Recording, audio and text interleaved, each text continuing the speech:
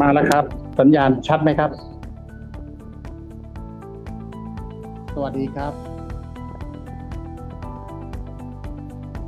อภิญญาไหมคะท่านอาจารย์ โอเค ได้ยินชัดไหมคะท่านอาจารย์ชาติชายสวัสดีค่ะครับสวัสดีครับค่ะครับได้ยินแล้วชัดเจนดีครับคือยังไงอ๋อท่านอาจารย์ชาติชายค่ะกรุณาขยับมือถือเป็นแนวนอนนิดหนึ่งได้ไหมคะท่านอาจารย์วางเป็นแนวนอนนะคะท่านอาจารย์ค่ะโอเคค่ะขอบพระคุณมากค่ะMr. Ichal, can you open your camera, please?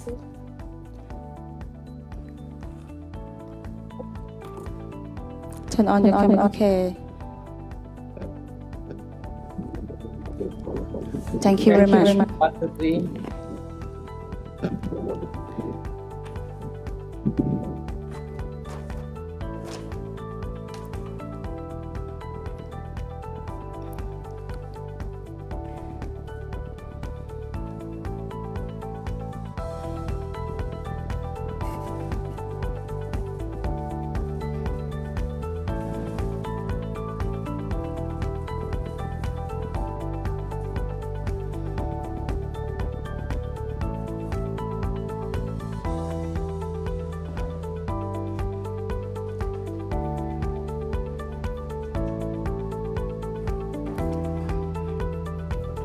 ค่ะท่านอาจารย์ชาติชายคะอภิญญาอีกครั้งหนึ่งนะคะท่านอาจารย์ชาติชายช่วยเปิดกล้องไว้ตลอดเวลาได้ไหมคะท่านอาจารย์คะขอความกรุณานิดนึงค่ะกราบขอบพระคุณค่ะ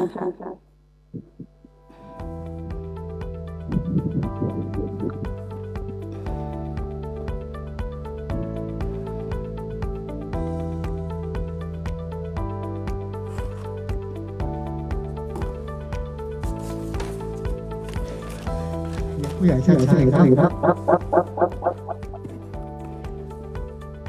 ผมสุริชัยครับสวัสดีครับอาจารย์ค่ะสวัสดีนะครับอาจารย์สุวิชัยได้เจอกันทางออนไลน์โอ้อาจารย์ยังแข็งแรงดีสวัสดีครับท่านอาจารย์ชิงชัยพอไหวครับพอไหวครับยินดีมากครับยินดีครับอาจารย์ครับได้พบผู้อาวุโสครับไม่ได้เจอกันหลายที่ไม่เจอเป็นปีเหมือนกันนะครับเป็นปีครับเป็นปีครับอาจารย์อาจารย์สุรชัยเจอแต่ภรรยาอ้าวเสียงใครครับเนี่ย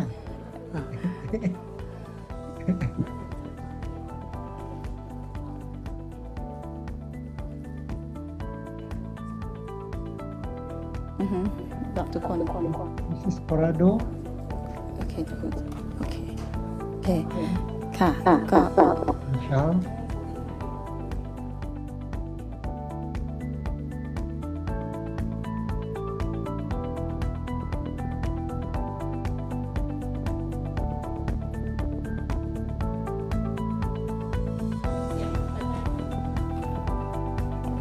โตค่ะอาจารย์ได้ยินโอ่งทุกท่านนะคะค่ะท่านอาจารย์ทุกท่านคะตอนก่อนที่จะเข้า discussion ของเราใน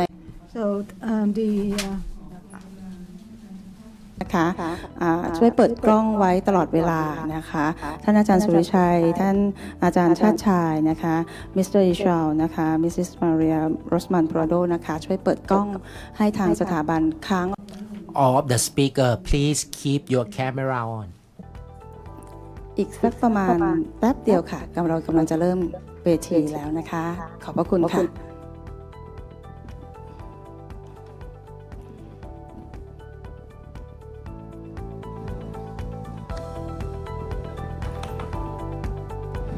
ราม Parado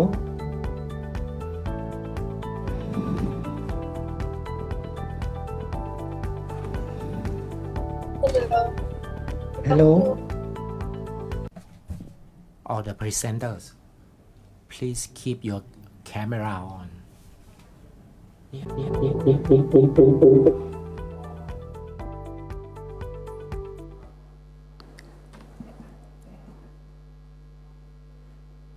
โอเคค่ะสวัสดีค่ะ Good afternoon all of the distinguished participants for the KPI Congress 26 session for this afternoon. We have a very interesting breakout discussion for building up bottom-up democracy for Thailand's sustainability, especially for peace, for sustainable peace, to be aligned with the theme of our 26th Congress. This afternoon, we got the honor from many distinguished speakers who join us online and on-site. The on-site speaker was the chairman of organizing committee, Dr. Jingjai Hanchanlash. Thank you very much for sharing the experience with us about the peaceful means and building bottom-up democracy. First of all, I would like to introduce the profile of all of the 5 speakers. First, Dr. Jingjai Hanchanlash. He got the certificate of project analysis from US and also got the PhD in public law from France. He's the chairman of the organizing committee of KPI Congress. He has held many important positions. He is the executive of European Study Center. He is also the director of Locksley Public Company Limited, and he also the president of the France of the France of Alliance Française. And next, the speaker, he is the guru in the peaceful means, that is Professor Surichai Wun'Gaeo. He got the political science with the honors from Chulalongkorn University and master degree from Tokyo University and PhD candidate from Tokyo University, and got the honorable PhD degree from the NIDA National Institute Demonstration Development Administration. He's chair of the UNESCO MOST Committee. He got a lot of experience domestically and initially, especially for the peace building process. He's also one of our panelists. He is joining us online. One more person, Mr. Chartchai Laungcharoen. He's the guru in building community through the harmonious society. We have heard about the rural university in order to manage the knowledge according to sufficiency, economy, philosophy, and he's the trainers for strengthening community process according to the sufficiency, economy, philosophy, and he has been holding many hats involving with the strengthening community. So we would like to thank him for the leader of community organization council of Charles นะคะ Mr. Ichal Supriadi. Currently, he is the Secretary General of the Asia Development Network, or ADM. He is the 3rd Secretary General. He started working on democracy from 1998 by joining the process on the university student campaign for a long time, and he is the district coordinator, and he has been working on the democratic movement at the grassroots level. In addition to that, he is the provincial director before he works for Enfrail Asian Network for Free Elections, and then he has been the Secretary General of ADN attached to Bangkok office. He got the master degree in Mahidol University in Thailand. And lastly, Miss Maria Rosamund Parado. Currently, she is the Chief Practitioner Officer of Global Hub for Growth Company. She's the President and COO. This is the company for managing quality and the business solution creatively in Mindanao for more than 3 decades. She has a lot of experience. She's an economist. She is the expert on the organizational development. Miss Maria Rosamund Parado, or I would like to call her Miss Monet. She got Master of Arts in Urban and Regional Planning and Doctor of Philosophy in Public Administration, and she is the PhD candidate now. And after introducing the profile of all 5 speakers, I would like to welcome you to see the video for building the bottom-up democracy for peace.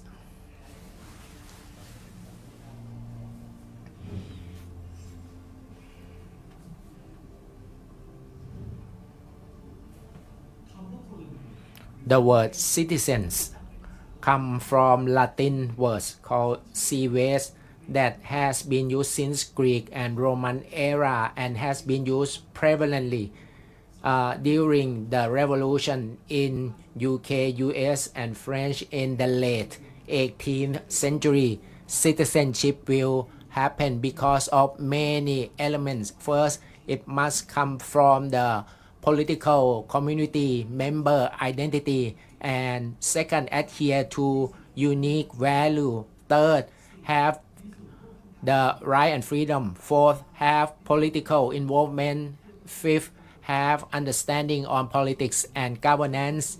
In addition to that, being citizen, they're gonna have the duty to behave like citizen, to really keep the identity of citizenship completely. And the role of being citizen is to protect institutes, to respond to citizen ideology without using violence, to create a peaceful society. For building up bottom-up democracy for peace, we need to implant citizenship individually by using good governance, protect, and by using the right, liberty, freedom, equality, so that the people in society will feel proud with dignity and is aligned with the role of KPI in order to conduct programs, activities through democratic development, like the projects on sports and culture and the project on study of the specific ethnic tribes, and also the project in the 3 southernmost provinces for peace, and the project on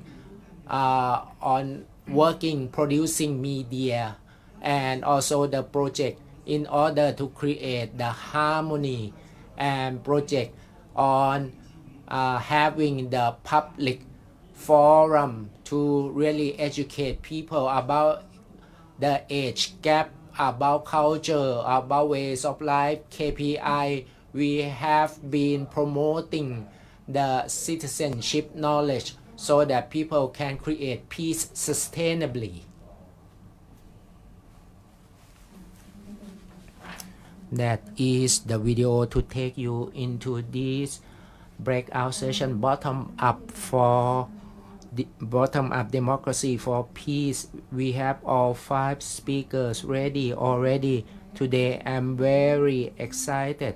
I would like to know that for building peace from grassroots, how are we gonna do so, and we gonna get the policy recommendations to see that all of these things, how are they gonna contribute to peace to cause no further delay. I would like to tell about the ground rule. In order to take you into section, we will ask each speaker to present the knowledge and case studies that if they have for 20 minutes in the first round, starting from Professor Surichai next, Dr. Jingjai next, Mr. Chartchai, Mr. Ichal, and Ms. Parado after the first round, so that we will open for Q&A session from online participants. And afterwards, after the questions are addressed in the last section, will be the conclusion from each speaker for about 7 to 10 minutes for each. That will be all for this breakout session on bottom-up democracy for peace. And the very first speaker, I would like to invite Professor Surichai Wun'Gaeo.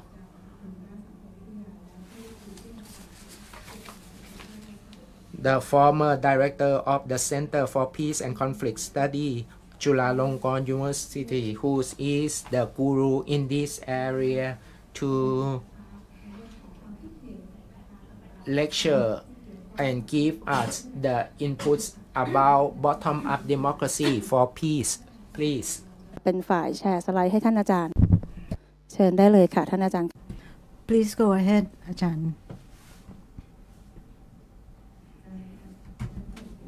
Can you make sure your microphone is on?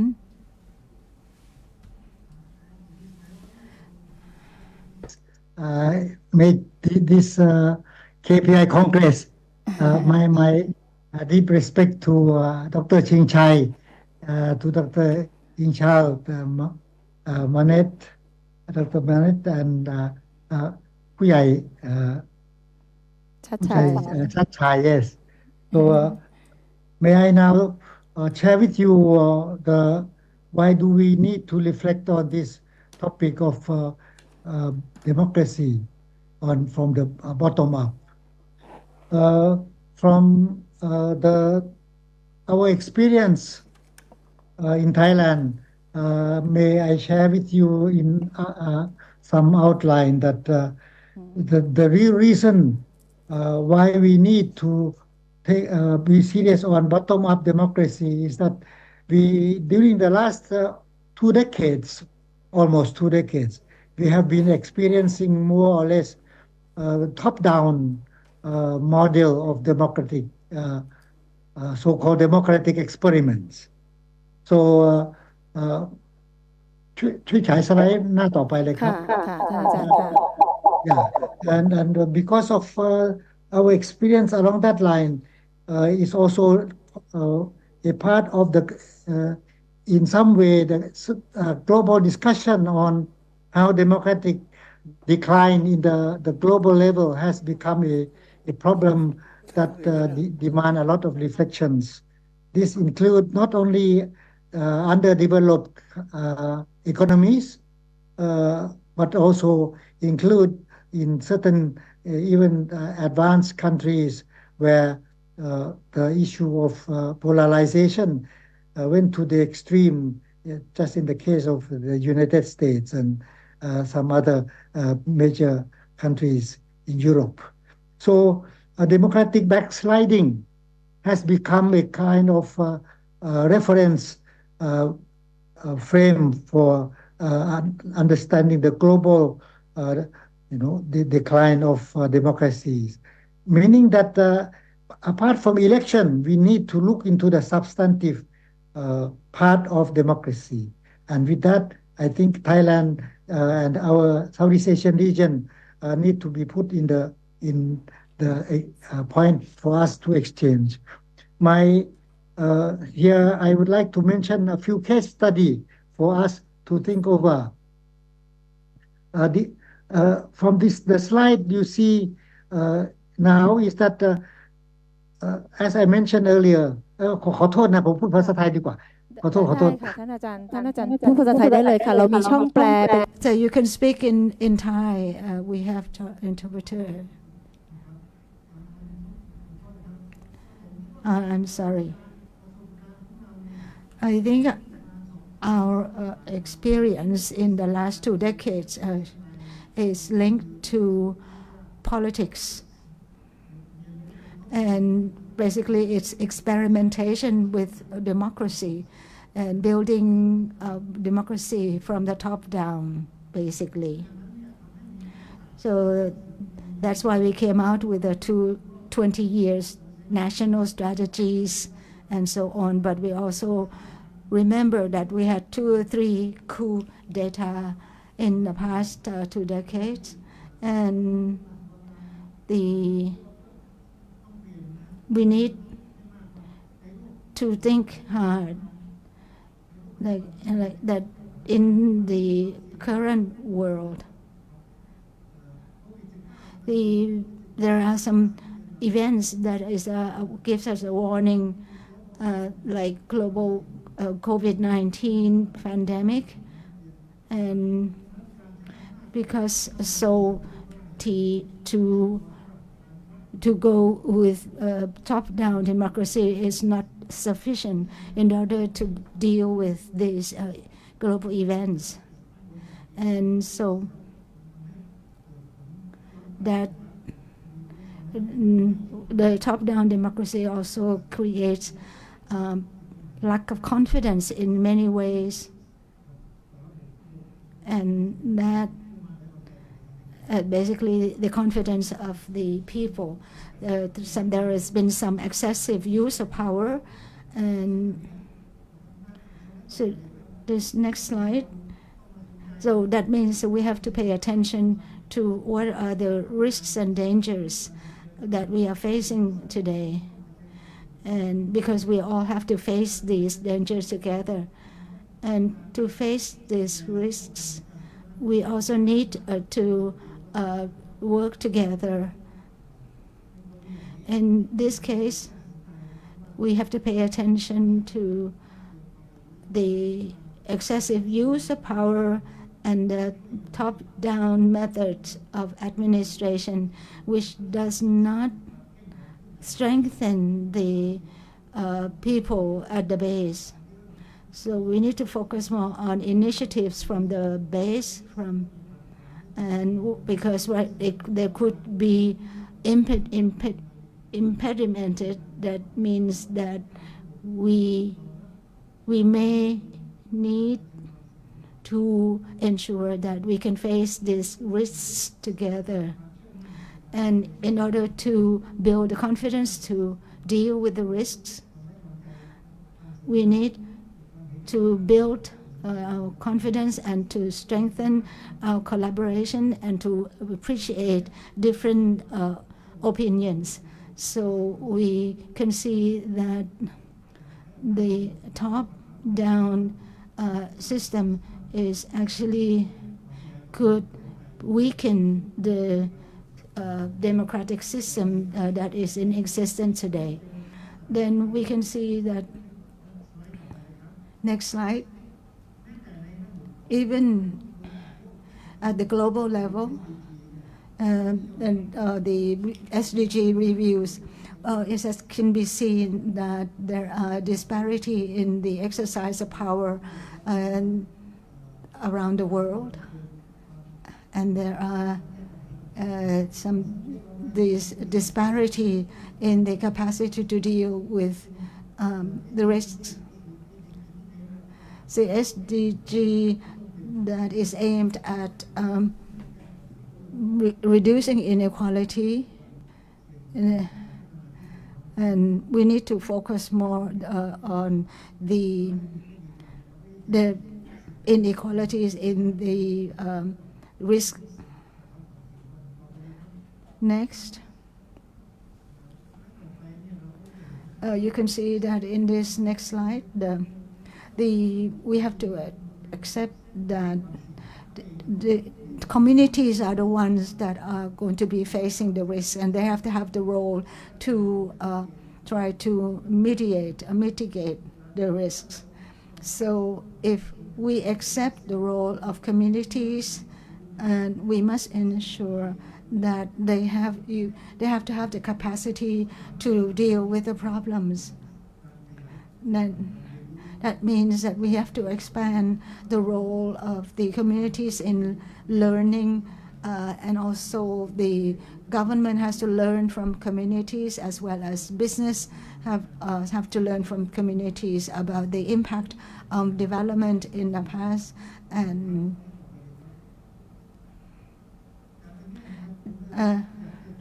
I just like now to invite everyone to look at the conditions for our discussion in the future. We need to have a safe space for exchanging learning, and we cannot expect the communities to just follow the top-down orders. And we need to ensure that communities have the capacity and the space to deal with their own futures. If we can help build a clearer role for communities, we can see how the problems can be resolved.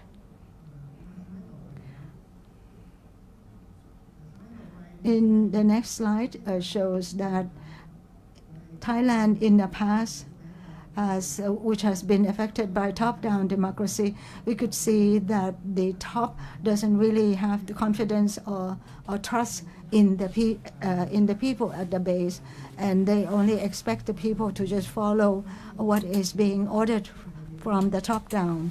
And from the experience in Thailand, we know this experience is against the positive kind of development of democracy. That means we have to pay more attention to the building the capacity to deal with the problems. And we need to know that the solutions can come only from the people being confident and being happy to participate in solving the problems. And if you're not careful, you could be working against the bottom-up democracy. That means you top-down. So, and that means the participation of society will be diluted. And if we give space for local communities to be involved, to have a role, and you can see that they can have the strength to help, to collaborate in coming out with solutions. In the case of Thailand, I can cite one example that is important. After the coup d'etat, the last one, we found that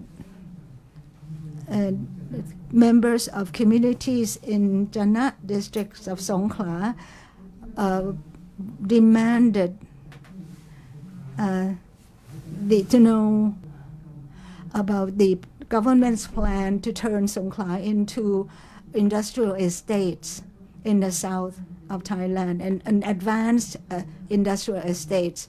And it sounds positive, but in fact it's actually going against the policy of the government to develop the south according in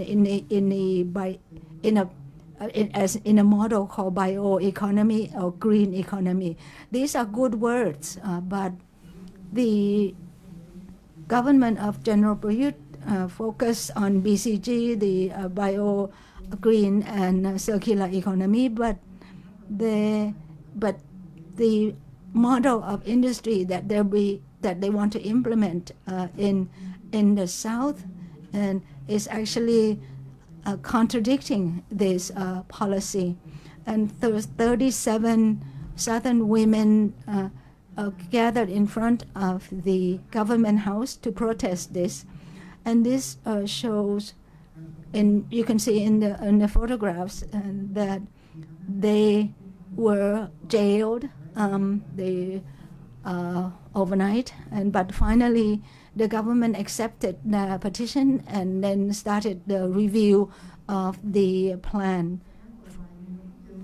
And in another case in Thailand, we talked about the role of the businesses in sustainable development. We talked about the environmental friendly business and governance, and the sustainable development that is based on the private-public collaboration. But we found that the businesses were not actually going along with this. No? This is a case of this black chin tilapia, which has been brought in as an alien species and released in the waters, in the fresh water in Thailand, and it has braided all over, and it caused chaos in the biosphere of the rivers and the Gulf. So this is a big issue that is not yet resolved. So it means that we need the businesses, the private sectors, to have a role in providing solution, but it has to also be really bottom up. So if no one complains about this, then we would not know. But so we have to upscale the efforts of the communities. So otherwise, businesses will be accused of greenwashing. So the next slide shows that from the local level, at the local level, Thailand has a number of learning centers providing education for migrant children. But the number of migrants, including particularly from Myanmar, which is facing a certain situation, an unrest situation, and that was really propelled people to move across the border. And so in Thailand, we have a bigger number of them now. So a lot of the learning centers contain about more than 1,000 Myanmar students. So this type of information, it could be used in a way to create division, to create the feeling that the Myanmar students are basically invading the Thai schools. But in fact, this is fake news, and that caused the government agencies to trying to investigate and to kind of causing a lot of chaos.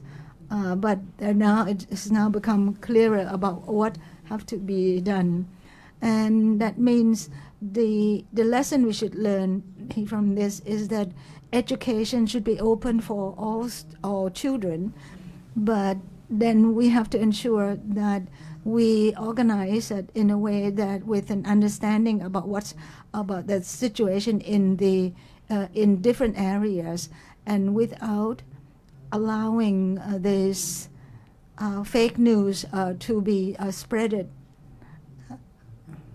and causing further problems. And the next slide. This is another issue, another issue together. Thailand has a contract to buy electricity from a dam that is being built in Laos. Sayabuli dams will ensure that Thailand will get the long-term supply of energy, electricity. But in fact, we want more electricity from renewable sources. So this is basically not in line with the policy. So there has been cases have been brought forward to the court, but the government said that they cannot do anything about it because Sayabuli Dam is being built in the allowed PDR, so that is beyond the jurisdiction of the Thai courts. So the cross-border issues have become the sticking points in democracy in Thailand too, because the contracts, long-term contracts, have obligations that we cannot actually overcome. These other examples, I met a doctor called Romana Reyes, who comes from Negros Occidental Philippines. He was fighting for 27 years, and I met him in a meeting, and he said that Negros Occidental, after the fight against the coal-fired factories, and that it's only the province that has announced that they would go for renewable energy only. This is an interesting solution from the base. And just recently, I'd been to South Sulawesi in Indonesia. That is now basically a UNESCO geo park, and they call it Ramang, which is the area that is of the beautiful geology formations, but at the same time it's used for mining, and the people there demand that this be changed. Instead of mining, the government should focus more on community-based enterprises like tourism. And so I visited there. The man in the middle and on the right-hand photo is basically now a hero, and who was able to change the direction into the more sustainable investment. And all this, in all the cases, I would try to raise the necessity to pay attention to more cross-border cases. And we had the cases in the Philippines, in Indonesia, and in Laos. So we can learn from about democracy from the base, from this experience, from these cases, to show so that it can show that bottom-up democracy can actually create the solution to problems, and could create knowledge and learning, and that can be exchanged, and so that we can learn from each other about bottom-up democracy. And the almost final slide, this one insists that the future of democracy cannot overlook these three areas. The first one is about globalization, but this is extreme globalization, only market oriented. And then if you have the capitalism under the management of the government, that's another circle. But at the bottom is the local economy and bio-based economy at the local level. And I would like to focus on this because if you look at the local economy, looking at the น่าจะเป็น the ทำให้ประเท bios ศไทยมีลักษณะ ecosystem ช่วยบูรณาการชีวิตท้องถิ่น and you can แก้ปัญ ensure หาท้องถิ่น how นะครับ the ประเทศไท people ย can live มีความหมายไม่ใช่แค่เลือกตั้งแต่ต้อง together เป็น with ช่วยแก้ปัญหา the ชีวิตที่สงบสุขในท้องถิ่นที่ the จะอยู่ร่วมกันกับ environment, and then it could lead to the solution วัฒนธรรม for และก็ socio-economic ชุมชนกับ problems, ธรรมชาติด้วยนะครับ and also อัน to นี้ผม ensure คิด that จะยืนยัน people ว่า can live with ไม่ว่า nature จะผลักดันประเทศไทยไปทางไหน for ก็ more ตามนี้ต้องอาศัย sustainably. ประเทศไทยท้องถิ่นนี่ So เป็นพื้นฐาน we ที่สำคัญที่สุ really ด need democracy สุดท้ายเลยครับ at the local ใน level สไลด์สุดท้าย for ที่ this วาง type ให้ of เห็นนี่ก็ future. คือท่าน And the คงจะพอจะ last สังเกต point, นะครับผมอยาก and จะ you can ขออนุญาต see that พูดไปนี้เพราะว่ามัน I โยง just กับ want to talk โอกา about ส this ที่ because คุ it's ณมีชาว linked อยู่ to ในห้องนี้ด้วยแล้วก็ the ทางคุณปาราโดอยู่ด้วยนะครับ we have ทั้งสองท่านเนี่ย friends เป็น from ตัวแทน Indonesia ของ and the การบอก Philippines ว่า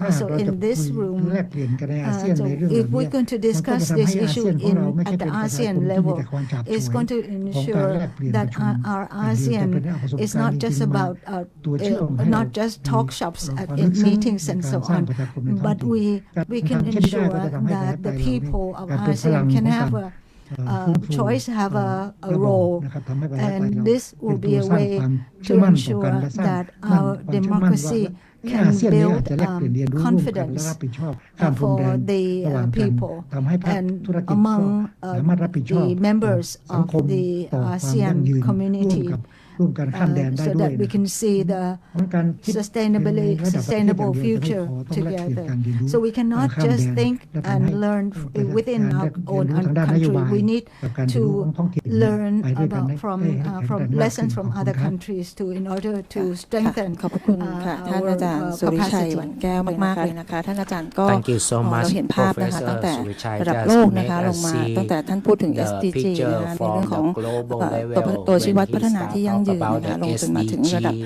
อาเซียน and นะคะ down to แล้ว the ก็มาถึง ASEAN เคส level ต่างๆ ในประเทศไทย and แล้วก็ many อาเซียน cases ด้วย in นะคะดิฉัน Thailand ชอบที่อาจารย์บอกว่า and จริง ๆ แล้วประชาธิปไตยไม่ใช่แค่อยู่ที่การเลือกตั้งนะคะ แต่ว่าประชาธิปไตยต้องร่วมกันแก้ไขปัญหาจากชุมชนท้องถิ่นนะคะแล้วสิ่งสำคัญก็คือชุมชนท้องถิ่นนะคะเองต้องมีความเข้มแข็งในฐานะผู้จัดการความเสี่ยงด้วยนะคะการใช้อำนาจจากบนลงล่างนะคะอาจจะไม่เพียงพอในการที่จะยอมรับความเสี่ยงต่างๆนะคะซึ่งอาจารย์ได้ให้เห็นว่ามีช่องทางปัญหาผ่านเคสสตัดดี้ต่างๆที่เราคงจะได้เห็นจากหลายๆเคสไม่ว่าจะเป็นเคสไทยนะคะเคสที่ฟิลิปปินส์แล้วก็เคสที่อินโดนีเซียด้วยนะคะนี่ก็โดยเฉพาะอย่างยิ่งปัญหาเรื่องของboundary หรือปัญหาข้ามพรมแดนก็ยังเป็นประเด็นที่ยังเป็น current issue ที่น่าจับตามองสำหรับมุมมองของท่านอาจารย์ศาสตราจารย์สุริชัย หวานแก้วค่ะนั่นเป็นแค่คนท่านแรกเองนะคะก็เราก็รู้สึกอยากจะฟังต่อเลยนะคะท่านต่อไปเป็นใครไปไม่ได้ค่ะท่านประธานจัดงานค่ะท่านดร.ชิงชัยหานเจนลักษณ์นะคะนอกจากท่านเป็นประธานจัดงานในครั้งนี้แล้วท่านยังเป็นประธานคณะกรรมการอำนวยการหลักสูตรของสำนักสันติวิธีด้วยท่านจะมาในมุมมองของต่างประเทศและทางการทูตค่ะเชิญท่านอาจารย์ชิงชัยหานเจนลักษณ์ค่ะ ขออนุญาตพูด and เป็นภาษาอังกฤษ international relations allow me to speak in English. First of all, I don't think there's in my opinion, there is no one single democratic model which can be applied to Thailand, not only Thailand, to any country. So I would say that for Thai democracy, we can call it the hybrid democracy. Now, when we say mention about hybrid democracy, is that mean that this is the combination of top-down and bottom-up. Now, in the problem in Thailand is the what they call it the unbalanced hybrid democracy. I think that Dr. Surichai quite rightly point out that there's too much top down and not enough bottom up. I would say there's probably about 70% top down and only 30% bottom up. What we need is to transform the Thai political system into the real balanced hybrid democracy, which I think reversing the order, make the bottom up 70% and top down only 30%. So this I will call it the reverse hybrid policy to turn unbalanced democracy into a real balanced democracy. Now, how you going to do that? It's easy to say, yeah, we turn it down, and I can just give you a very concrete suggestions. You need to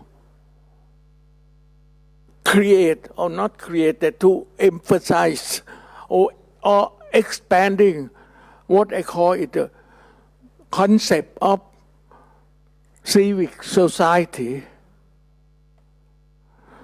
in parallel with what you call the civil society. Now, in the civic society, this is the major driving force of the citizenship. You know, when we're talking about the role of the people, Thai people, it's the two faces of the same coin. You have one coin, what I call it, duty, and the other side of the coin is the right. So you need to make sure that there's a balance for that coin. You cannot. I don't think you can have just the two coin, the two sides of the coin, the same. At that, so you have the two sides of the coin same. It will become a fake coin. That's what I call. That's what I call it the unbalanced democracy, or the fake democracy. I think Dr. Surichai elaborated quite rightly and already in detail about experiences in Asian countries. Now, I think I would love to touch on more or less the U.S. and European cases or experiences, because I think they are well advanced in terms of topping up democracy. But still, there is no guarantee. This is my own opinion. There is no guarantee that topping up democracy will reach what I would call this peaceful society. I'll give you an example. The U.S. election on the 5th of November is the real case. It's a case of the bottom-up democracy. The voting fairly is quite transparency. It's you can say it is the fair election, but then it will not necessarily lead to the sustainable democracy. Because I think this election in the past perhaps this has happened, that the bottom-up policy that lead to the more or less sustainable democracy. But in my view, the U.S. election on the 5th of November may create tension within the American society instead of the peaceful society. Because look at the way the campaign, the ongoing campaign, there's a deep division between the two camps. The Kamala Harris and Donald Trump, they're talking about different things. And at present, Trump seems to have more advantage, slightly more advantage than Harris. And my fear that according to the poll, they're quite close, in terms of who's going to win the election. If it's too close, and so happen that Harris win the election and become the first female president of U.S., I don't think Trump will accept it. He already said that his preconceived idea is that the election is rigged, is biased. So you have the repeat of this on this January the 6th phenomenon, the attack on the Capitol Hill. So you can see that the bottom-up democracy does not necessarily lead to the peaceful society. I think it will lead to the peaceful society. The bottom-up election, the bottom-up democracy will lead to the peaceful society. It's another factor we have to take into consideration. And that is the role of the leader. So you can have to see that what type of leader is going to be elected.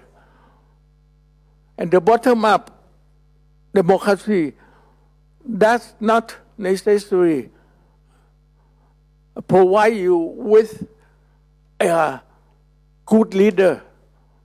Certainly, most of the time, I would say 60-70%, they will give you the good leader.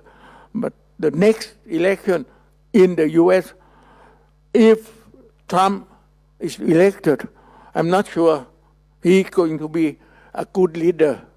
Okay? If you look at look at his policy, the make American great again. That's it, and that is will really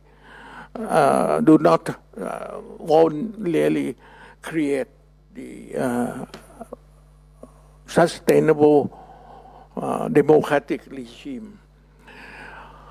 So now enough about the U.S. model. Now going back, looking at the EU model in Europe,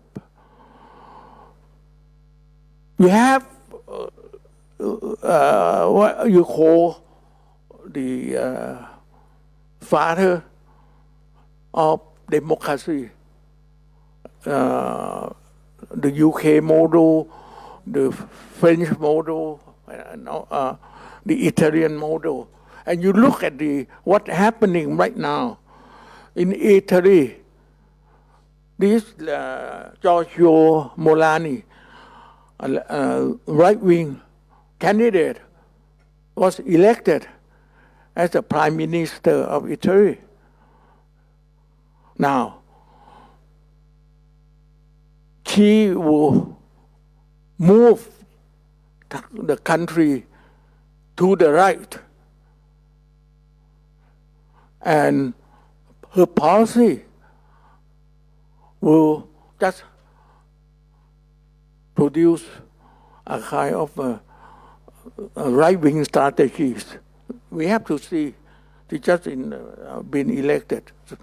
So we have to see what's going to happen the next 2-3 years. In Hungary, you can see this Viktor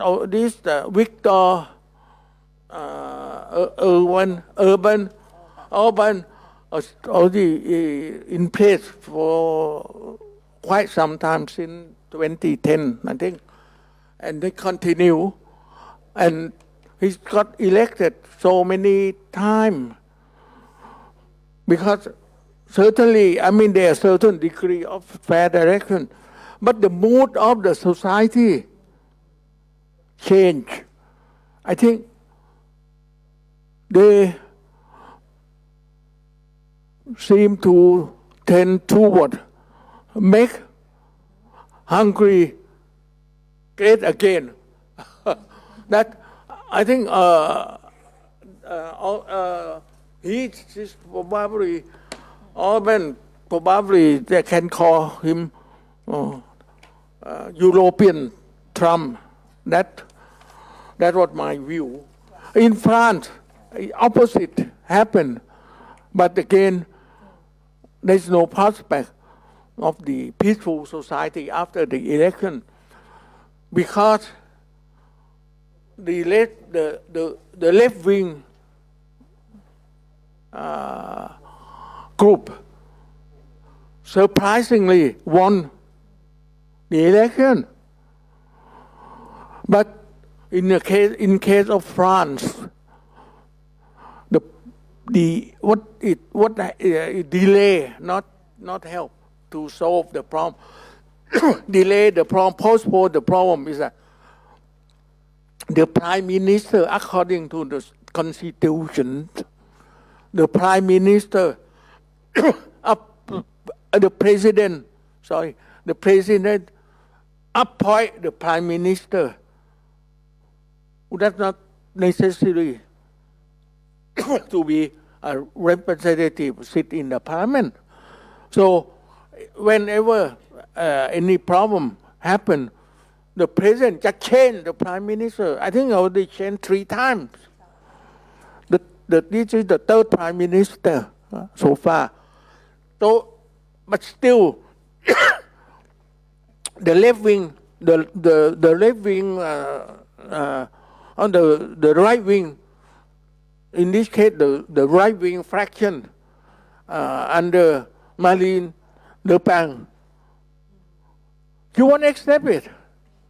And you can see that they won't have any a peaceful society per se for the next I would say 2 years until the next presidential election, and which is no guarantee again that the next president will probably come from bottom up process.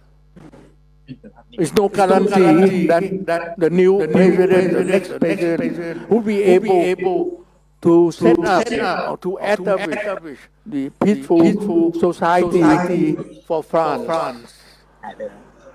So I say that I conclude that the process of bottom-up democracy have to be coupled with the key player, and the key player in all cases are the leader elected. Indonesia got a very good governance thanks to the president, the former president Jojo, but now you have the present president, who I cannot tell whether that will create a peaceful society. So my conclusion is that the bottom up democracy has to couple with good leader. Thank you very much. ขอบคุณมากค่ะท่านอาจารย์ชิงชัยนะคะ Thank you, Ajahn Jingjai. Ajahn Jingjai took us to so many countries about talking ซึ่ง about หลักการที่ท่านอาจารย์ ด democracy ร สิง and ห์ what ชัยเนี่ย happens นะคะ there. ได้ให้เราไว้ว่ามันเป็นเรื่องของ principle unbalanced is hybrid that, democracy นะคะ เราจะ Thailand แปลเปลี่ยนยังไง is หรือใช้คำว่า seen as transform a ยังไงนะคะ unbalanced ให้ hybrid จาก bottom democracy up เนี่ย how ขอเป็นสัก can 70% ละกัน we ขึ้นไปสู่ top transfer down นะคะแต่มันก็ไม่ได้เป็นหลักประกัน from ว่ามันจะได้จริงหรือไม่นะคะอาจารย์ก็ส่งสัญญาณมาว่ามันอย่าง bottom up เคส to ในสหรัฐนะคะ 70% โดยเฉพาะการเลือกตั้งที่จะเกิดขึ้นในวันที่ 5 พฤศจิกายนนี้นะคะอีกไม่นานนะคะหรือในผู้นำในแต่ละประเทศอย่างเช่นในทาง EU นะคะในว่าจะเป็นอิตาลีนะคะหรือฮังการีหรือฝรั่งเศสต่างๆเหล่านี้อาจารย์ให้เคสมาว่าโอเคเราเห็นสัญญาละว่ามันมีสิ่งที่มันอาจจะต้องมีการแก้ไขนะคะแต่อาจารย์บอกว่าสิ่งสำคัญก็คือในเรื่องของการแปลเปลี่ยนจากตรงนี้มันต้องมาจากรากฐานประชาธิปไตยที่แท้จริงนะคะจากภาคประชาชนเป็นสิ่งสำคัญเพื่อจะไปขยับฐานบนให้ได้นะคะนี่ก็ต้องขอบคุณท่านอาจารย์ชิงชัยหานเจนลักษณ์เป็นอย่างสูงนะคะค่ะลำดับถัดมาค่ะเรามาดูประชาธิปไตยจากฐานรากจริงๆค่ะท่านอาจารย์ชาติชายนะคะท่านอาจารย์ชาติชายเรืองสุวรรณท่านอาจารย์ทำงานกับภาคประชาชนภาคชุมชนนะคะมามากมายเลยนะคะแล้วก็ทำงานที่มหาวิทยาลัยบ้านนอกที่จังหวัดระยองนะคะท่านอาจารย์ชาติชายเรืองสุวรรณได้อยู่กับเราในซูมในตอนนี้แล้วนะคะเรียนเชิญท่านอาจารย์ชาติชายเรืองเจริญค่ะเชิญค่ะ He's chair of Community Organization Council สวัสดีครับ Don พวกเราทุกคนนะครับ Good afternoon, everyone. ผมอยู่ที่ อาจารย์ได้ยินชัดค่ะอาจารย์พูดได้เลยค่ะ พวกเราอยู่ที่ระยองนะครับ We're in ที่ Rayong อำเภอ province แกลง and Klang พื้น district. ที่ที่เราอยู่ที่อำเภอแกลงนี่ก็จะเป็นโซน In เกษตรกรรม this ทั้งหมด district, นะครับ this แม้ว่า district ระ is ยอ an งจะเป็น agricultural เมือง district.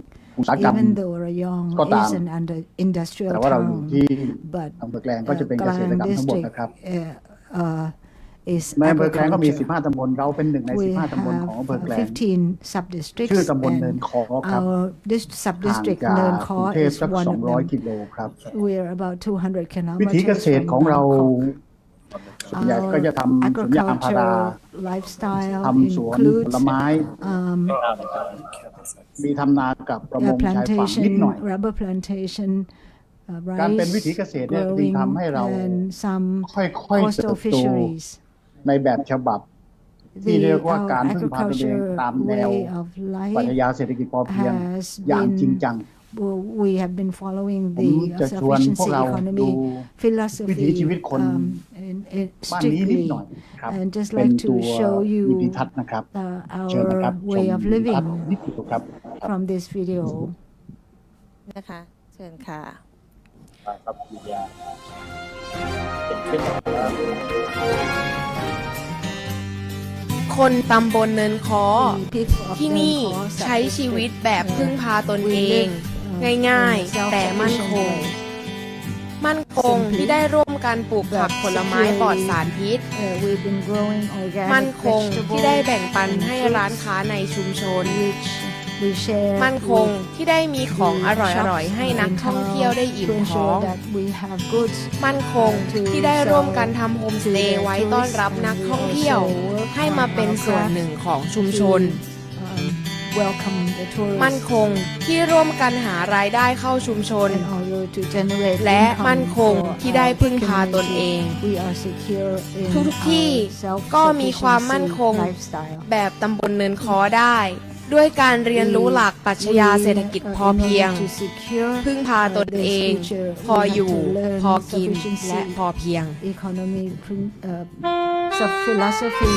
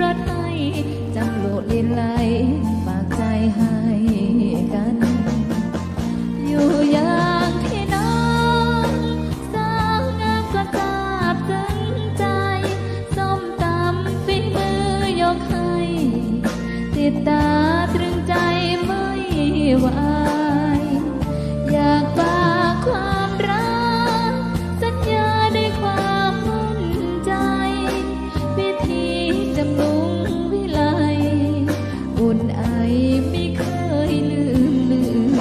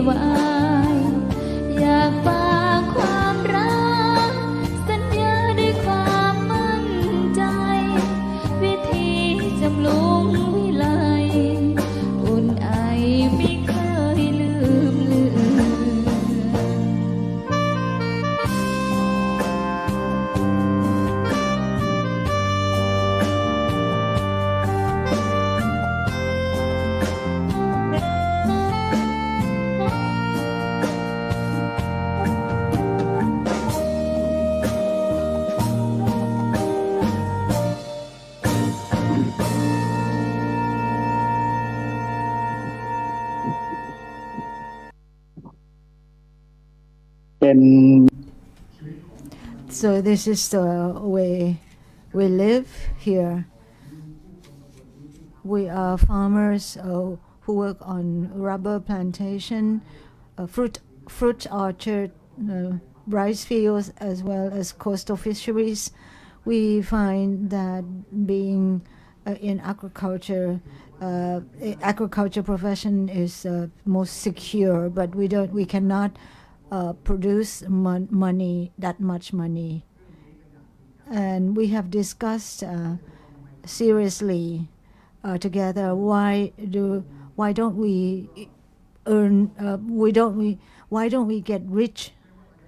And our conclusion is that however well we do, however good products we produce, we will not get rich, because the policy of the Thai government has never aimed at enriching the farmers or the people in agriculture. And even though Thailand is the most suitable country for farmers, so we thought that since no one is going to help us get rich, we should change our way of work in order to aim at security in life instead of being rich. So we adopted the tool, which is the sufficiency economy philosophy of His Majesty King Rama IX, which would lead us to the new goal of security. So we gathered together, we discussed about how we're going to implement sufficiency economy. We came out with three things. Philosophy means beliefs. So we decided we need to change our belief from relying on other people to relying on ourselves seriously. So we said we're going to rely on ourselves only. And we took several years before we could basically strengthen our sufficiency belief. And as we become a believer, we find that farmers have the most need to do 5 things. to produce, process, marketing, and then tourism and communication. We need to be engaged in these 3 areas in order to make our lives secure. And we cannot do it by ourselves. So we gradually decided to design how we're going to organize ourselves into activity groups. And in doing so, we have learned so many things because everyone have their own knowledge and experience. And so so now we have multiple activity groups, about 40 of them. And to work in group help us grow because we learn from each other and we listen to others' experience. Then it made us able to build these 5 agriculture bases: organic production, the processing with our indigenous knowledge, and to do trading, and to work on tourism to bring tourists, and communications. So these 40 groups work together. So 5 system, 40 groups moving, advancing bottom-up economy. And now we have established certain level of security, and from our organic agriculture is producing products, and so we are gradually building on the other areas to support this. And we designed together that we should have a common land that all community members can meet regularly. So this is called the Manok University, or the a university for a learning place for subjects outside curriculums.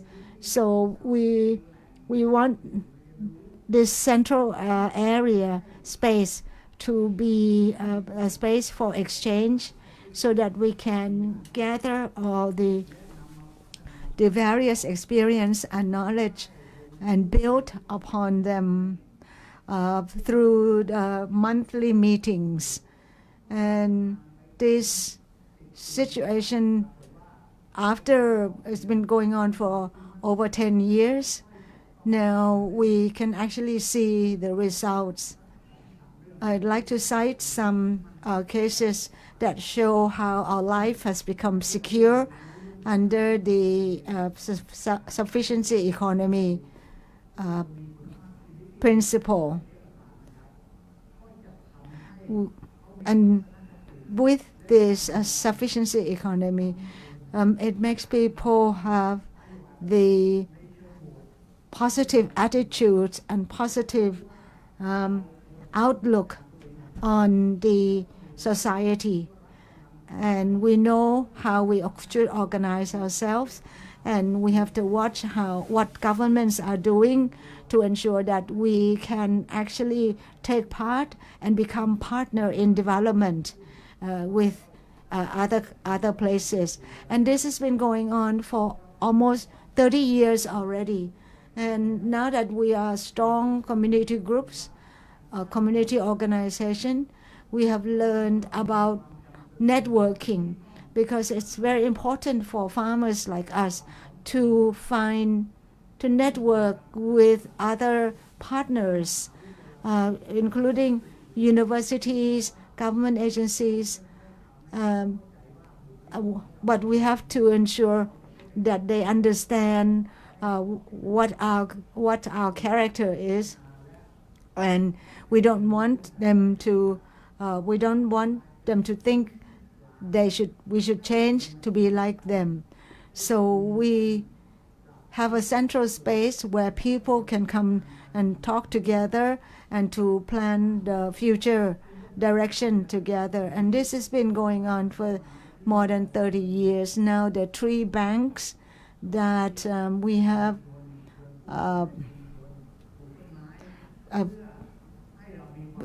encourage people to grow trees in order to help with the climate change mitigation. And now our tree banks have become the sustainable rubber plantation, and is one of the model area for Thailand. We engaged in organic agriculture seriously, even though we still need some chemicals in the fruit orchards, but that's only a small minority, and we have our own market mechanisms. And finally, our quality of life as a producer and our consumers would have good health. So without health problems. In terms of the quality of life, we also work on the funds, which we learned from the community development department, and we learned about how to build a community fund, so that we can have some fund that we don't need, that we can plan to use ourselves without having to wait for the budget from the government. And we have been working on this among our 40 groups. We have generated so many case studies, knowledge, so much knowledge, and we have helped the other community organizations who come to visit to learn from us, so that we have actually expanded these self-sufficiency communities to many areas in the past 30 years. If we talk about bottom-up democracy for peace, we always believe that discussing things regularly, to have a central space and have to have a mind, a way of thinking of sufficiency economy, and then this will be a start. Then what we want to see commonly in the future is for society to have happiness, to have peace and security for our lives, and then self-sufficiency. That is because being self-sufficient would ensure that we have the power and to have the bargaining power to deal with all the factors. And so this is how we have adopted the sufficiency economy philosophy to implement in the past 30 years. And you can say that this is bottom-up democracy. And so we just want to share our experience for all of you to learn about. Thank you very much, Kun Chartchai Laungcharoen. He has pointed out that peace and democracy has to come from the base, and he believes that is the positive peace. So that means that it doesn't mean stopping the war, but if society is developed and has justice and peace, so he has demonstrated that positive peace can be created from the bottom up, and we learn how to do it and how to organize. He has been working we had 40 groups in the sub-district. He's talking about the goal of security, life security. That means really based on self-sufficiency. Thank you very much. Next, I'd like to go to the case studies from Indonesia. May I invite Kun Ichal Supriadi Secretary General of Asia Democracy Network to please make your presentation. Can you share slides by yourself or we can help you? Yeah, I tried Yeah. to share, but I couldn't find the. Okay, we can help. We can help you, Ichal. Right, great. Okay, we can present เดี๋ยวเราเตรียมสไลด์ให้ท่าน Okay. Okay, thank you so much. Yeah. The host and then the leadership of KPI for inviting me to share civil society perspective. I may view this as a civil society, and then I will like presenting the perspective of civil society from the analysis across Asia, not only Indonesia, because I guess Indonesia is one cases where many people are already knows, but what I'm really wanted to share in here is it's like a general overview or outlooks, the bottom up democracy for peace that we believe reflects some kind of the relevancies that happening across Asia. You may start the presentation, please. Okay, next. Yeah, next. So for those who doesn't know my organization, this is like a very brief advertisements. The ADN is Asia Pacific Regional largest democracy dialogue platform. So we own around 11 regional organizations. So if you imagine, if you're thinking, is there any regional organization? So they must belong to us.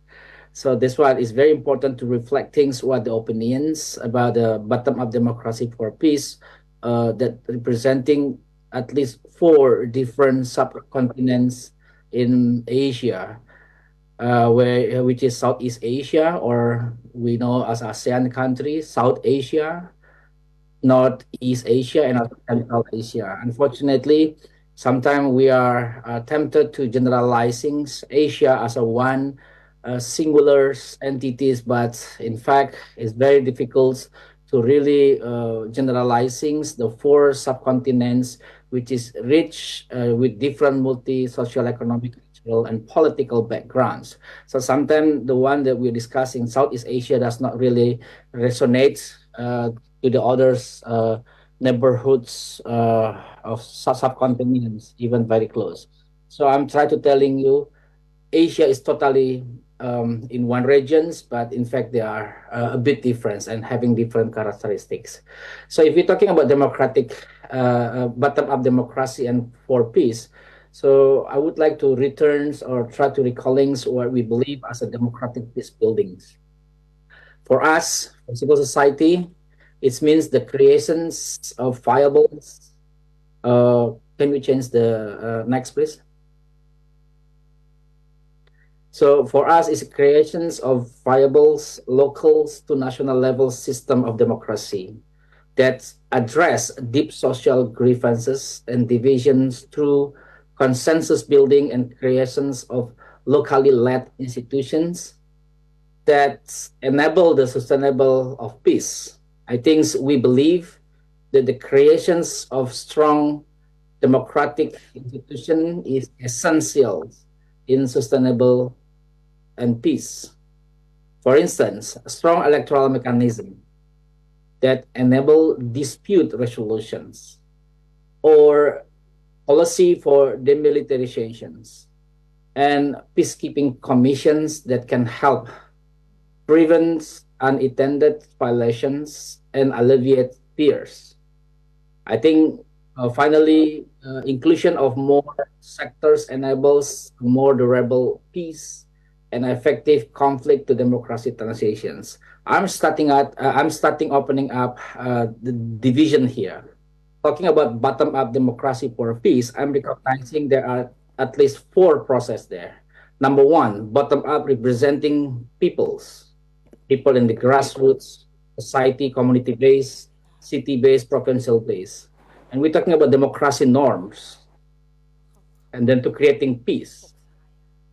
Or we can reverse, creating peace by using democracy norms for the people in general. But who can give peace? I argue the biggest factors of power here who can creating peace or violence is actually state. So I'm talking about four elements here. We're talking about peoples, we're talking about democracy norms and value, we're talking about peace conditions, and we're talking about states or governments. That brings me to try to analyze what creating potential conflict. Maybe we can go to the next slide, please. Okay, next slide.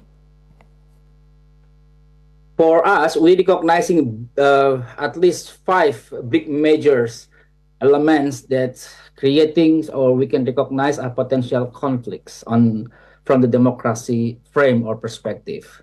Number one, from the I underlined from the democratic frames. Number one is control on democratic processes such as election, legislation process, even judiciary processes. Mostly, a lot of conflict happening because people disagree or protesting on the democratic results because of the process deemed as unfair or has been rigged. Same. Legislations sometimes being the hot issue since many draconian law has been produced by the parliament that's actually not supposed to be done by them. They should defending, supporting the people, but sometimes the legislation processes has been coopted by many of interest. Number two is cooptation of democratic institutions such as parliament, court, independent bodies, including the governments. Like ombudsman, anti-graft commissions, even in academic levels, including media, I think it's very more common happening in Asian countries. These democratic institutions has been coopted by any interest or power. The third is suppression of media and non-government organizations to the minorities, to the indigenous people, gender-based, and even freedom of religion of belief. Number four, ill government or officer attitudes, such as corruption, authoritarian act, discrimination, and social injustices. And lastly is bad policies towards sectoral professions, labor, farmers, unionists, academic, in the energy and environment sectors, and many others sectors. So this is five elements that likely we recognize as potential conflicts within the democratic frames that likely spark people unrest or grouping unrest that normally will be responded by the resistance of the governments. Of course, there's another element which is such as like a how do you call it struggle for independence, such as happening in many countries in Asia, but it is very rare and then need special attention on that. So let's bring me for the next slide, please. So why importance anyway to apply bottom-up democratic peace buildings from our versions? I think there are five areas that we deem why very important to respect or to uphold bottom-up democratic peace buildings. I think first, it is very important to containing conflict and violence, because conflict and violence can undermine broader attempt to consolidate true democracy by causing disruption from below that increase insecurities, exacerbates the differences, challenge capabilities for security, and reinforce intolerance. I think robust bottom-up democracy systems are more likely to manage and contain such disruptions from below than are municipal authorities lacking in legitimacy and the consent of the peoples. There is a risk, however, that empowerment at the local level can lead to warlords politics that we say. there is a risk wherever the empowerment, the local level can lead to the strong intolerance, corrupt leadership, which is already in place or emerges in the post-war environments. I think, moreover, if the people voices is suppressed and the democracy, human rights has been undermined, this brings me to the extending date of peace through democratizations. It is very important to this point that being the modalities of many conflict resolution happening in many countries, I think democracy from the local level deepens peace building processes and broadens the basis of peace at the community, municipals, and the city level. Strong system of local democracy diffuse values of tolerance, inclusion, accountability, and citizen participation through a wider network of governments and in a proliferations of arenas of interactions. Examples, case of Aceh peace processes, from the arms becoming political solutions. Now the Aceh is receiving special autonomous that address the politic, economic, and local values. Or even case of Papua, or even case of the Bangsamoro Mindanao now is ongoing. But what's going on with the case of Bangladesh when the students starting protesting, demanding their right, the future rights, the government failed to address it. Then it's becoming a disaster for the governments, and then that lead the current transitions. So many justices it's not really go through the democratization processes because they deny the value and also the root of the cause. Problem of Tibet, problem of Uyghurs, even problem in Afghanistan. After 20 years of the pumping budget and democratization preached by the US-led allies, and spending billion US dollars has been failed to really convincing democratic values to the people of Afghanistan that another round welcoming the Taliban rules. I'm not trying to putting the blame to the one faction in here or making compliment a good word to another factions. But I think addressing peace without democracy and people participations, I think is going to be disasters. And then let's bring me to the next slide, please. And then, sorry, before another one, I think I forgot to address the number 5. Sustaining commitment on popular validation for peace.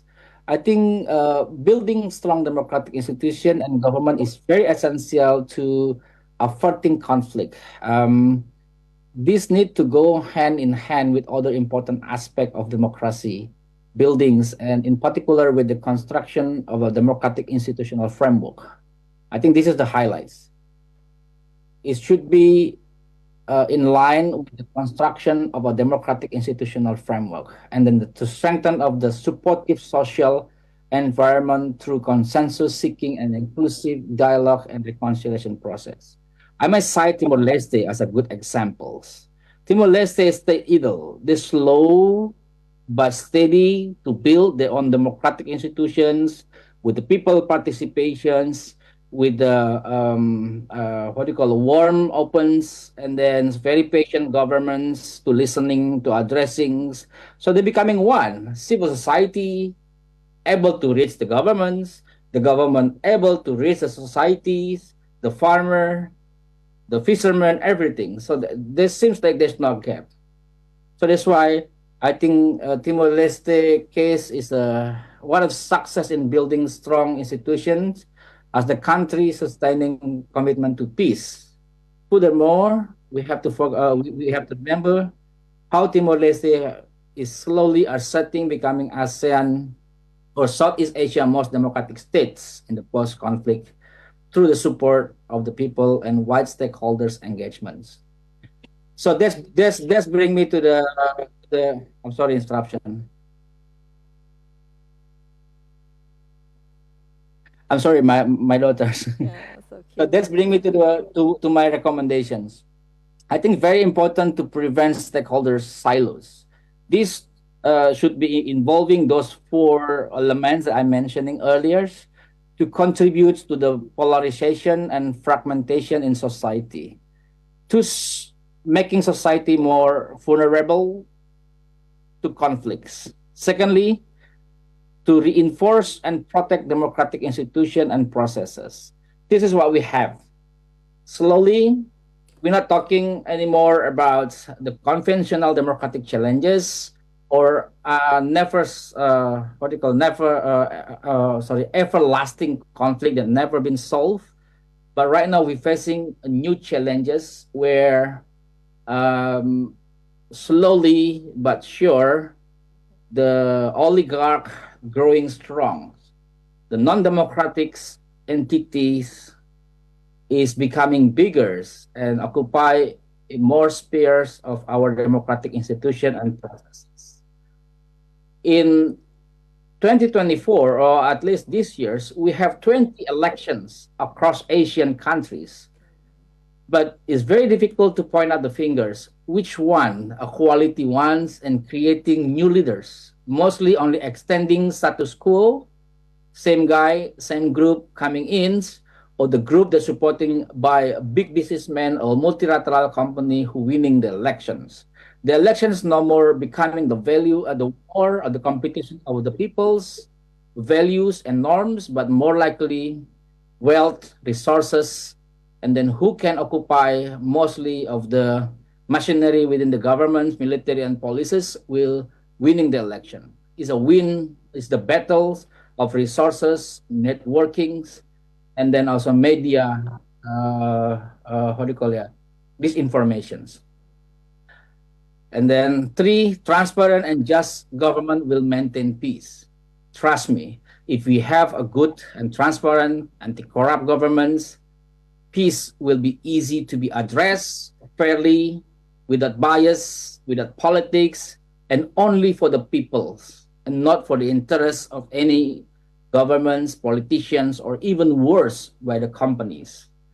And last is understanding democracy in existential crisis. I should say no business as usual is needed right now. With the loss of leadership of the democracy from Washington, D.C. and Brussels because of the 2 wars that they're facing, plus other political crisis within the countries and uncertainty within the White House government coming futures, I think we have to really understand. It is the more and more necessary the Asian government should come out, contribute resources, facilitating the space for the peoples, listening any simple conflict from the grassroots. I think in one day, I believe peace will be coming through democracy processes and for the good of the peoples. For the closings, before we asking, we have Q&As later on. I would say like this: democracy and human rights have norms and values, where peace, justice, and prosperity is the aim of everybody within the society, governments, and all levels within the state stakeholders.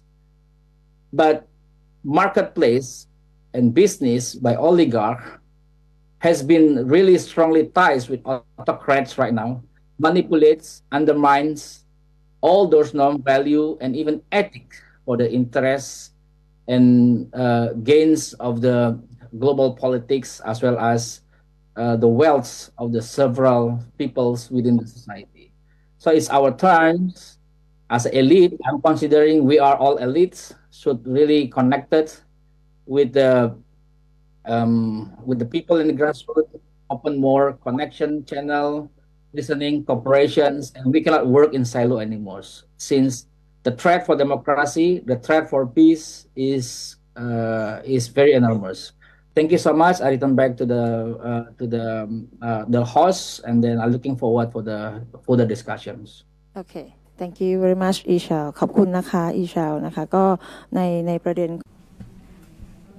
So for Kun Ichal's issues, he gave the importance to the strengthening the people sector, and he has very quite a good recommendation that civil ซึ่ง society จริงๆ can มีคำหนึ่ง build ของอีชาว democracy. ใน PowerPoint ที่ And ชอบมากเลย one ก็คือ word ว่า that I like depth very much นะคะ of is peace the นะคะคือการสร้าง depth of expand peace. depth of peace ก็คือการขยาย Depth เชิงลึก expanse of ของ peace คำว่าสันติภาพนะคะ through through decentralization ผ่านการกระจายอำนาจซึ่งการกระจาย of power. อำนาจเหล่านั้นเนี่ย So that ก็ต้องไป means ถึง that ผู้ที่มี decentralization ส่วนได้ has to เสีย really reach ในสังคมต่าง all ๆ ด้วย the นะคะอีชาวบอก stakeholders ว่า in สิ่งสำคัญนะคะ society. สิ่งเหล่านี้ And ควรจะไม่ได้ Kun มี Ichal แค่ตัว said what's process อย่าง important เดียว แต่ is ว่า not มันจะต้อง just the สามารถที่จะทำให้ process, มันเป็นจริงได้ but แล้วก็ต้องฟังเสียงของ you ประชา also ช have น to ที่แท้ listen จริงนะคะ to พีซก็จะ the เกิดขึ้นได้ใน voice ระบอบ of ประชา the ธิปไตย people, นะคะ of the real ขอบคุณ people, อี and ชาว therefore เป็นอย่างสูงนะคะ peace to be ค่ะ established ลำดับถัดมานะคะ in ก็ society. Thank you very จะ much, เป็น Kun Ichal. อีกท่านหนึ่งนะคะที่ Next น่าสนใจ is นะคะท่านนี้ก็ another คร่ำบอดเกี่ยว interesting กับการ speaker, สร้างสรรค์ who has ใน been เรื่องของ working เรื่องของชุมชนนะคะที่ at ห the ลากหลายในหลายมิติ community เลยนะคะ level ดิฉัน in ขอเชิญ various นะคะ ways. Please, Ms. Maria Rosamund Parado, the President of Global Hub for Growth, Inc. Please go ahead.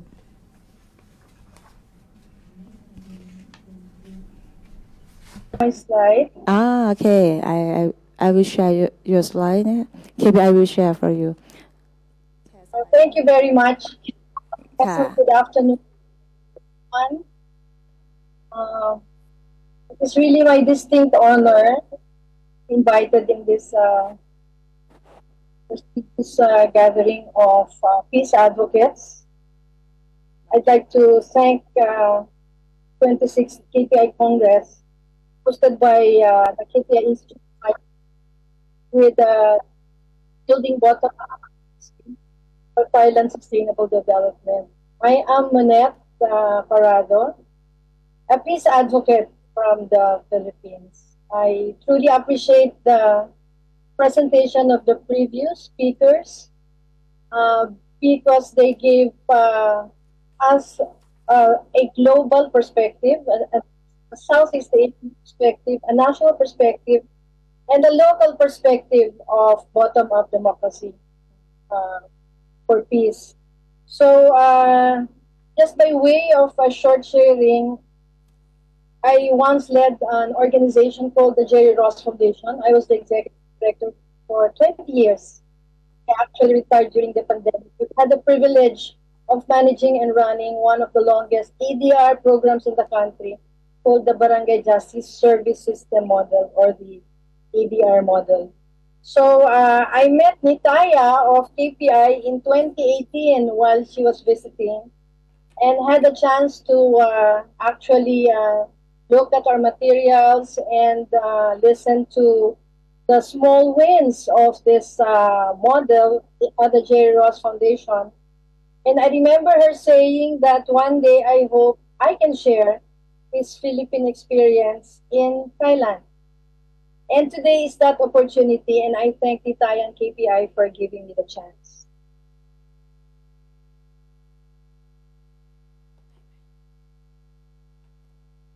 So let me start with just an overview of this ADR model. So it started in 1998 and was introduced by the Jerry Ross Foundation with funding from the United States Agency for International Development, or USAID, to enhance existing mode of conflict resolution, known as the Katarungang Pambarangay, or KP. Let's call it KP. And by the way, for those who probably may not be too familiar with the geography of the country, we're a nation of 119 million people, 82 provinces, more than 1,500 municipalities, more than 42,000 villages, and divided by bodies of water, 7,100 islands, categorized into three groups: Luzon, Visayas, and Mindanao. Yeah. a large democratic space to navigate. So we started the ADR model or the project, the rationale of improving access to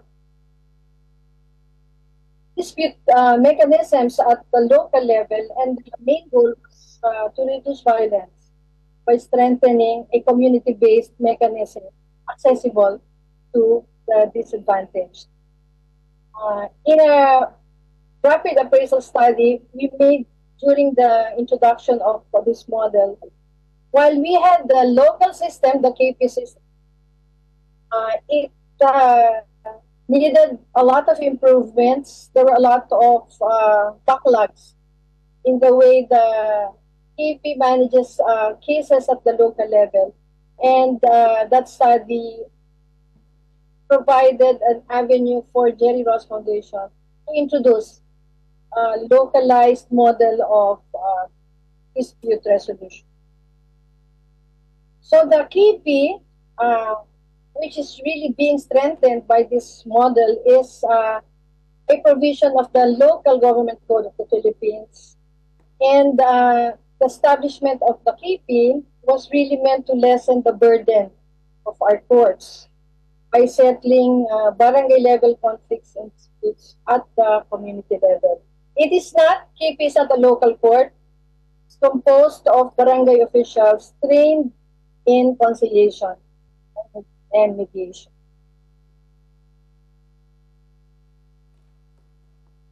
So in terms of coverage and scope, over this really for more than 10 years, the model evolved from a pilot area in the Visayas, eventually improved and enhanced the model in Mindanao, which actually addressed more than 45% of the provinces in Mindanao, mostly conflict-affected areas. So the centerpiece of this model is the deployment of community volunteers. I've heard actually the theme, community engagement and engaging the community by the talk of our colleague here, spoke about self-sufficiency in the community by engaging the community. So this is somewhat parallel in that we are engaging community volunteers, barangay justice advocates, who are trained in mediation to assist the KP or the local structure to mediate community. So who are these barangay justice advocates?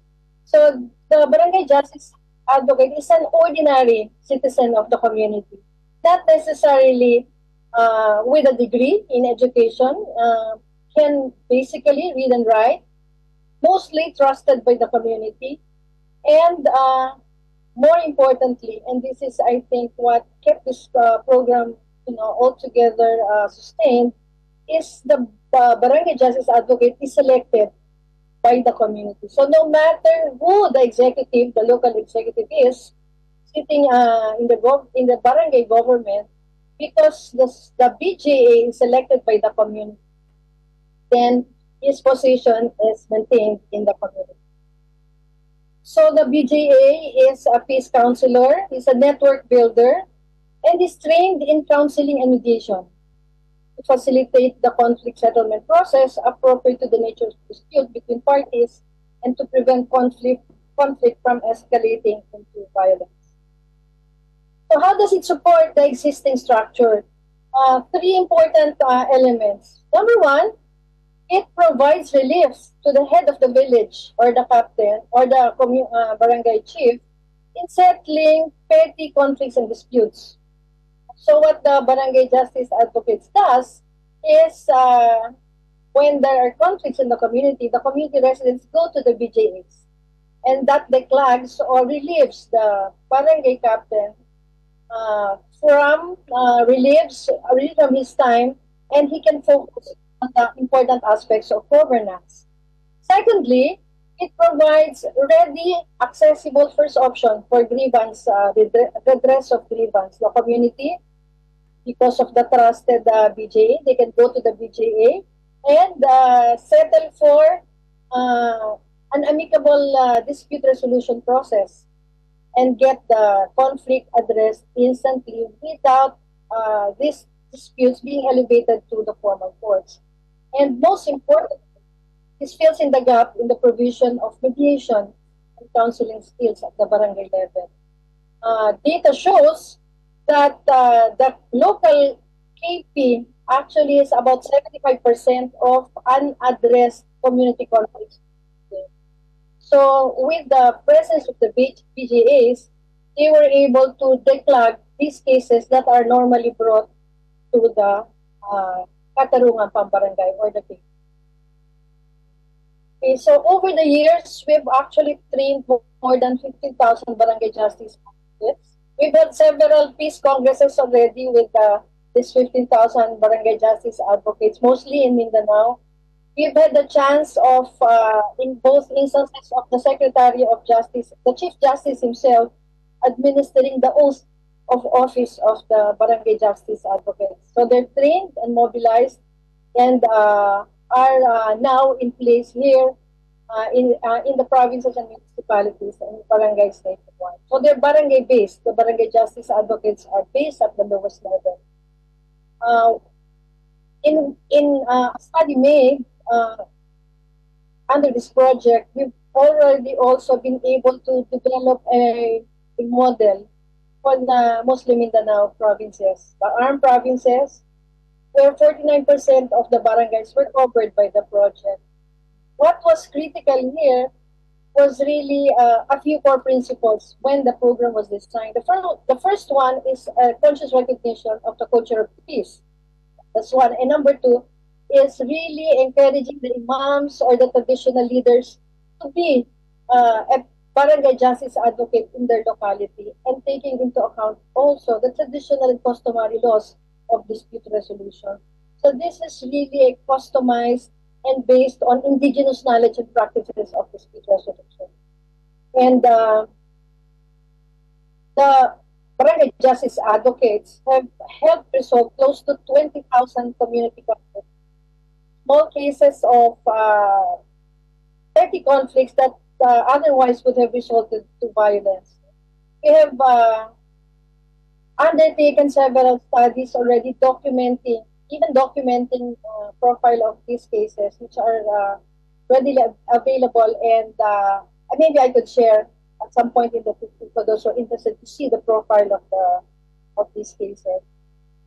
So in terms of the location, as you can see, we're mostly here in Mindanao over the past for the 10 years that this project was implemented, and this is the breakdown. And you notice that there are more male barangay justice advocates than female barangay justice advocates. But we noticed that when we started the project, there were really very small percentage of women volunteering as peace counselors. But over the years, with training, with empowerment, and with the linkage with other service providers, we've seen the rise of women BJAs, and we've seen conflicts being addressed specifically, especially preferred women BJAs to settle conflicts on gender-related issues, for example.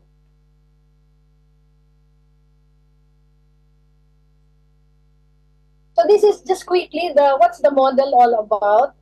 This is the model that was developed by the foundation. So 7 elements of this model, and we start with, I think critical here is the engagement with the local government unit. There has to be a buy-in. There has to be a signed memorandum of understanding with the local government about the engagement in this project. And once we've engaged the LGUs through a formal document, we also see or identify civil society organizations present in the area.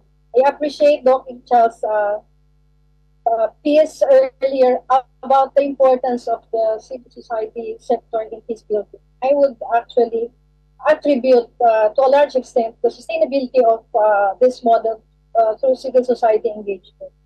We we all know that the civil society sector is very vibrant in my country, the Philippines, and we're so localized. And these CSO share a lot of commitment and passion to local peace building efforts. So it was not difficult to really look for partners at the local level. So once the LGUs are in place and once they have identified their partners, they have to agree to be partners. We are at the national level, we're looking at them to actually provide oversight at the local level. Then they manage the selection of the barangay justice advocates. So each community would have at least 5 selected by the community. And these are volunteers. Because the moment you pay volunteers, they don't become volunteers any longer. And they sometimes become coterminous to the ones sitting in the community. So these are volunteers. And they undergo a training, a series of training. And that's where the model comes in.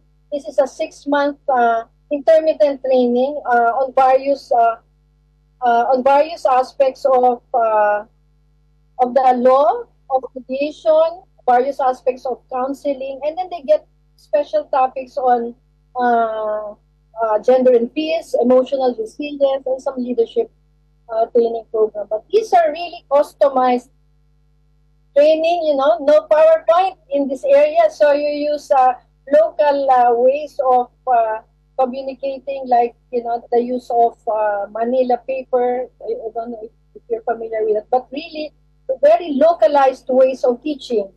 It is a coaching, teaching, and we have community lawyers are actually localizing our training modules.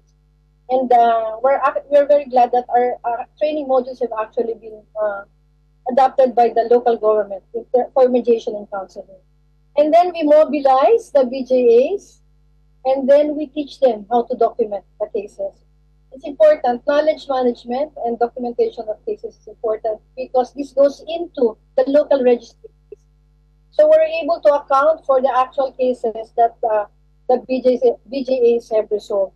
Over the months of technical assistance, they go into coaching and mentoring support from the civil society organization. And eventually, we, Jerry Ross Foundation, ceases to provide support when the local government unit has finally integrated the initiatives at the local level. This means that the BJAs are included or incorporated in the local development plan. So they get their own funding and budget, and they become part of the peace and development program of the community. So the whole gamut of these components takes about a year. So community building, peace building cannot be done overnight. I think the struggle here, the most important part, is getting the trust and confidence of the local community. Okay, this is my last 3 slides. So we've had studies done, and these studies are available. And I'd like to just highlight the main points of why this model has really worked. Number 1, documented cases of more than 2,000 managed by more than 15,000 BJAs. 60,000 of cases resolved were petty. What is the definition of petty? Perhaps a dog bit the arm of the child, the neighbor, or perhaps it's a case of a missing cell phone, or perhaps a case of stolen crops. No, these are really petty cases, but in the context of where these are happening, this could have escalated into violence. So more than 5,000 cases, documented cases, were managed and resolved by women, BJAs, and a number of the local government units institutionalized the model by providing budgetary support to their local development plans.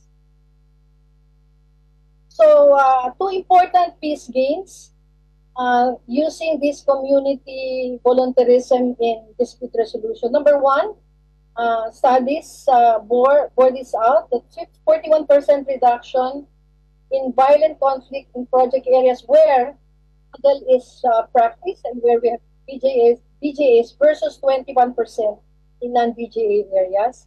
And the other major peace gain is direct economic impacts due to reduction in violent conflicts.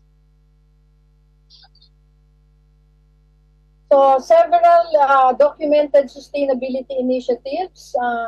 Some local government units funded the expansion in other barangays not served by this project. And then there also was a direction towards organizing into councils or advocate groups for the BJAs. And because they are volunteers, the local government unit, some of them, they shoulder their health insurance. They provide some form of transportation allowance. They provide space and office desk. Some LGUs also have set up the radio program for BJAs, no? Where the community themselves can call in via the radio and ask help from the BJA. There's also a hotline, but as I mentioned earlier, there's an integration of all of these initiatives at the local level. Okay, my final two slides, stakeholders' insights in the arm, where pockets of conflict are reported at the time that this was introduced. Number one, residents, stakeholders, they say that community conflicts are best resolved by trained local peace advocates. They understand the problem, they understand the situation, they understand the solutions to this problem. Number two, women as trained mediators contribute to the promotion of community peace. So there's a recognition of the role of women in alternative dispute resolution. And number three, when you institutionalize conflict management capacities, it sustains community. And I just like this. We have publications. Feel free to contact me. 5 publications during my term. And this has to do with the initiatives, with the stories of women, and the stories of our civil society organizations and the model itself. And at the Jerry Ross Foundation, say that where there is community justice, there is community. Thank you very much. And thank you once again. Thank you very much นะคะโมเนตค่ะที่ใดมีชุมชนความยุติธรรมและ So ที่นั่นจะมี wherever สันติ there สุข is นะคะ a ทาง community, อาจารย์ there is justice and peace. That's basically the summary of the BJSS model and how you build the group of justice volunteers at the community level and how people can actually reduce conflicts at the local level. She has talked about tens of thousands of cases that have been adjudicated, settled successfully, and it can reduce a lot of burden on the police and the court. And so this is one way of building democracy from the bottom for peace. And so that's the first round of presentations from all our speakers now. So I'd like to go now for Q&A Q&A session. There are questions on Zoom and also on Facebook. May I go to Professor Surichai Wun'Gaeo. There is a question for you, Professor Surichai. You're still online, right? There's a question for you about the Sayaburi Dam that you mentioned. How is it affected? How is it affected the lives of people along the Mekong River and how we can resolve these problems? Thank you very much, Ajahn Surichai, please. อาจารย์ได้ยินไหมคะอาจารย์ Can you hear us? Professor Surichai, are you still with us? When Professor Surichai is back, we will ask him again. We will contact Professor Surichai and get him back as soon as possible. Next question. Before we gonna go to Philippine case, we have a question for Professor Jingjai that the democratic and peace leaders what are their main attributes? Please, Dr. Jingjai. Most importantly, that we will tell whether they are good leadership or not. They need to have understanding and sympathy of others. They, what we call the empathical leadership, they need to understand the individual situations and also be considerate. Very important. So this is what Dr. Jingjai said, that empathetic leadership, that and also be considerate of others, have mercy for others in managing conflicts or managing crisis. Professor Surichai, have you been back? If not, please, we will go to Mr. Chartchai. That's a question for you, that in the Neun core area that you raised, this is the whole agricultural area, as you said. The question is that the community, what is the way to cope with the industrial evolution in your area? Please, Mr. Chartchai.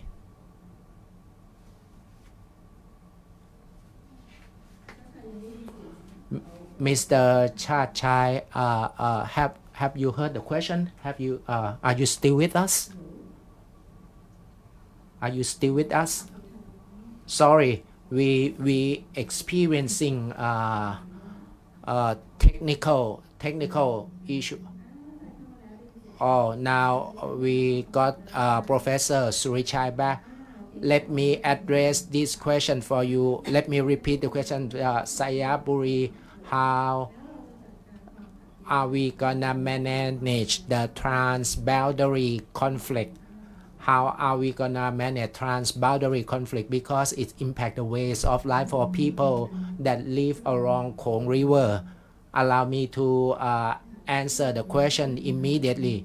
The Sayaburi Dam issue and the conflict, the transboundary conflict, is the issue that require common understanding in the new fashion, because Thailand, we use energy, we do not have enough domestically generated energy. We need the energy from Laos for building up the dam in Laos, and that will involve with the future contract that we're gonna have to buy the energy from them for next decades, and we want to switch to use alternative energy. And there is a conflict that if we still use traditional energy generated by them, and that will really damage the biodiversity and also damage the human settlement that have something like that is the trade-off. That's why we are in trap of the long-term future agreement. So it's gonna be harder for us to switch to alternative energy in order to manage this conflict. We cannot, let's say, that solve the conflict by using the existing decision-making structure, because each country have its own sovereign. But when we gonna solve the future problem, we need to involve the currently and potentially affected people to be involved. We still do not have the decision making process for the future to solve this conflict. We need to develop the current institutes to cope with the future potential problem. So when Laos decides to build up the dam, we need to really let that happen. Actually, many Thai businesses have been involved with this matter. At certain degree, we need to really have the transparent structure to solve the problem currently and in the future. And right now, it's like we have to really get this kind of the impact, unfortunately, without doing much. So that means it's a kind of the development been in an unsustainable fashion. So it's the matter of Sayaburi Dam, we still have the problem, especially the sovereign of each individual country, and it led to the impact as mentioned. And Mr. Chartchai, are you still with us? Can you hear me well? As a question that we are still wondering in terms of the area. The area called Neun is the whole agricultural area. If there is the industrial sector in your area, you think how your community will manage this problem peacefully? We would like to get your answer. In terms of the purple area, they're not gonna come in Rayong province. We announced vividly that in this purple area on our side, we are the agricultural area, but let's say that for the small scale industry like the food processing area, the para rubber processing area, they will follow the rules. If the heavy industrial sector come in, it's going to be involved with the urban planning or town planning authority. We will give the inputs to the state authority that is not appropriate. Thank you, Mr. Chartchai.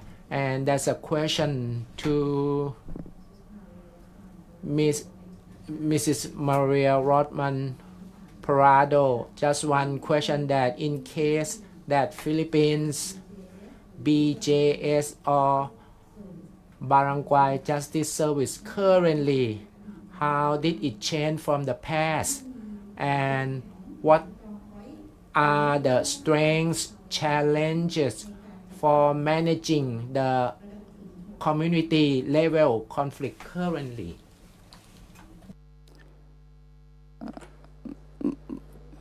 Manet, can you hear me? Hello.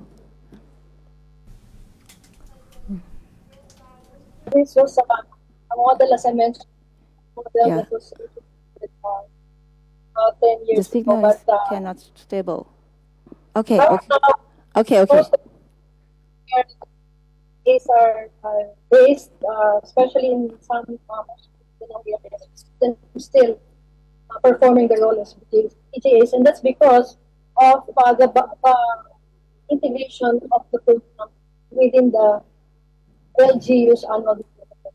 So I think partnership with the LGU is really important. Cannot be coterminous with the CSO being invited or the LGU here. The ownership by the LGU to the program, and I think the commitment continue this ADR model in partnership with the TP and local structure is going to be a challenge, but is an area which really could be addressed for sustainability. Mm-hmm. Okay, thank you very much ขอบคุณค่ะคำถามสุดท้ายในรอบ Q&A section นะคะค่ะ So thank you very much. Now, the last question to Mr. Ichal. I would like to ask Kun Ichal to explain how the business sector has been a new factor that brings in instability in democracy. How can it be doing this? Kun Ichal, Are you still there?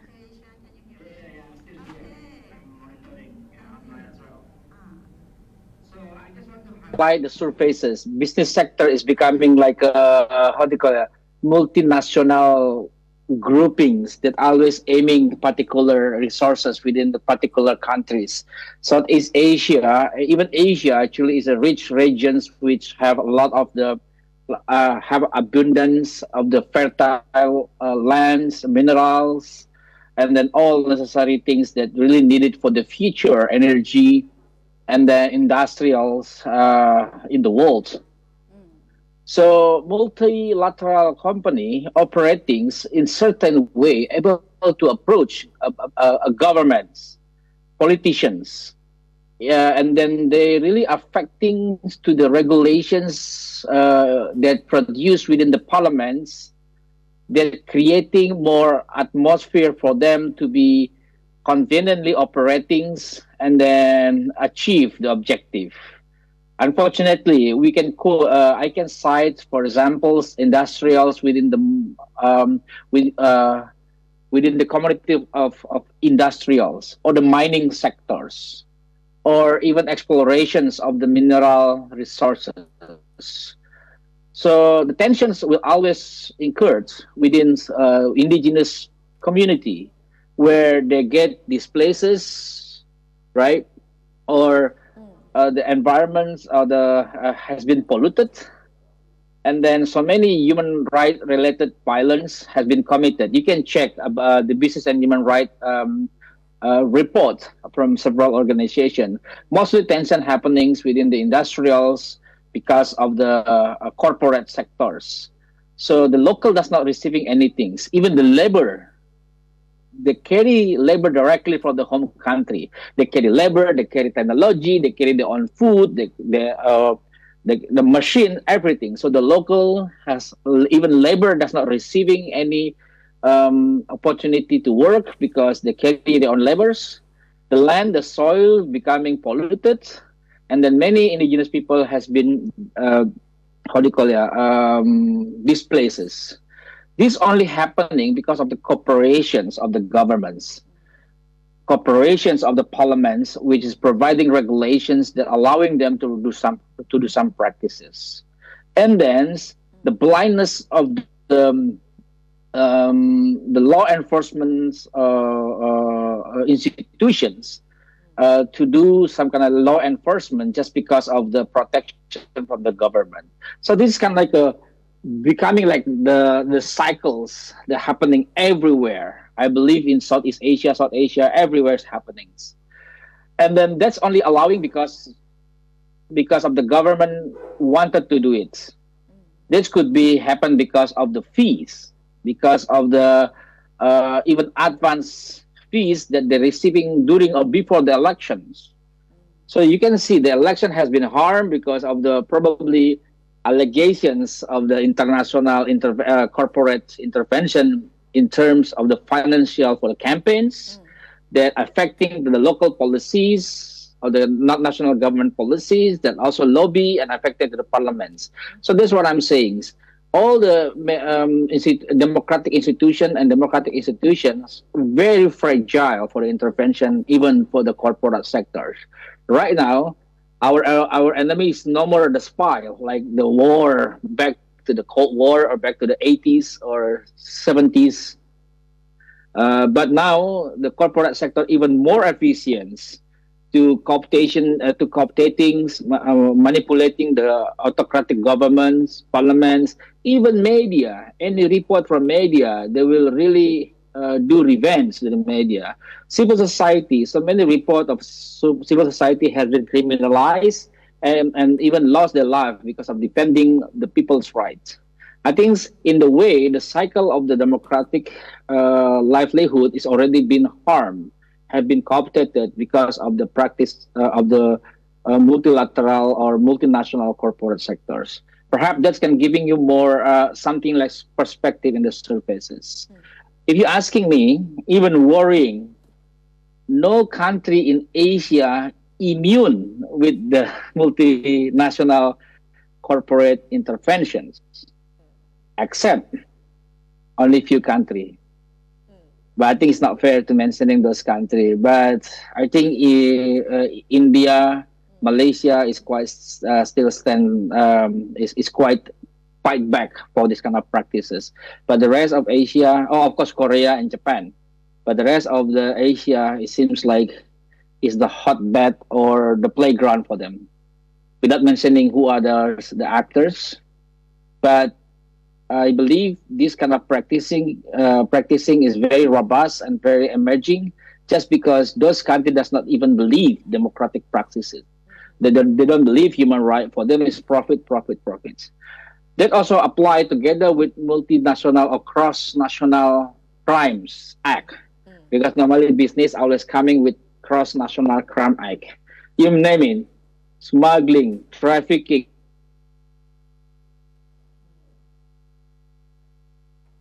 Okay ค่ะ Thanks. Okay ค่ะ Thank you very much, Ichal. Okay, thank you for your answer questions. Okay ในลำดับถัดไปนะคะหลังจากที่เราได้ให้ So next, after we have listened to the questions and answers on how we can build a bottom-up democracy for peace, this last part, before the end, I'd like to ask each panelist to summarize the main idea on how to build democracy for peace from your perspective, for just the key ideas on how to concretize this by using about 5 to 7 minutes. I'll start with Ajahn Surichai.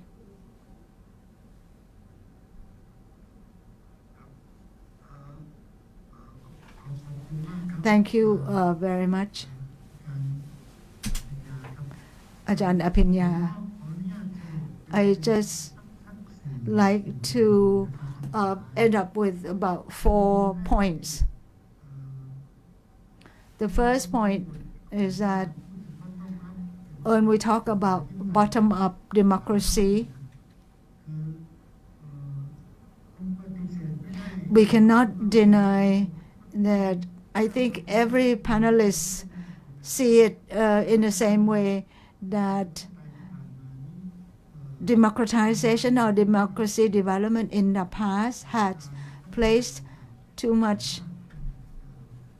little weight on bottom-up democracy. Ajahn Jingjai mentioned about the ratio of 30-70, and that should be switched. And then the examples from other countries as well, and shows that work at the community level and the concrete examples of how you build justice and conflict resolution in an alternative way, which is explained by Kun Monet, has affirmed that if you give the role to the community to use their resources to solve the conflicts, that would be more successful instead of relying on official justice system. So we feel that it's important that local communities are important. In Neun, you can actually build the communities, the strength, the power to empower the community to build democracy, to strengthen the learning in networks, and we can also, and they can share their knowledge with other sector of society. But what's difficult is that globalization. The difficulty is after COVID-19, in many places, the communities have been affected quite severely, and in communities where they cannot rely on themselves, they have to go to work elsewhere.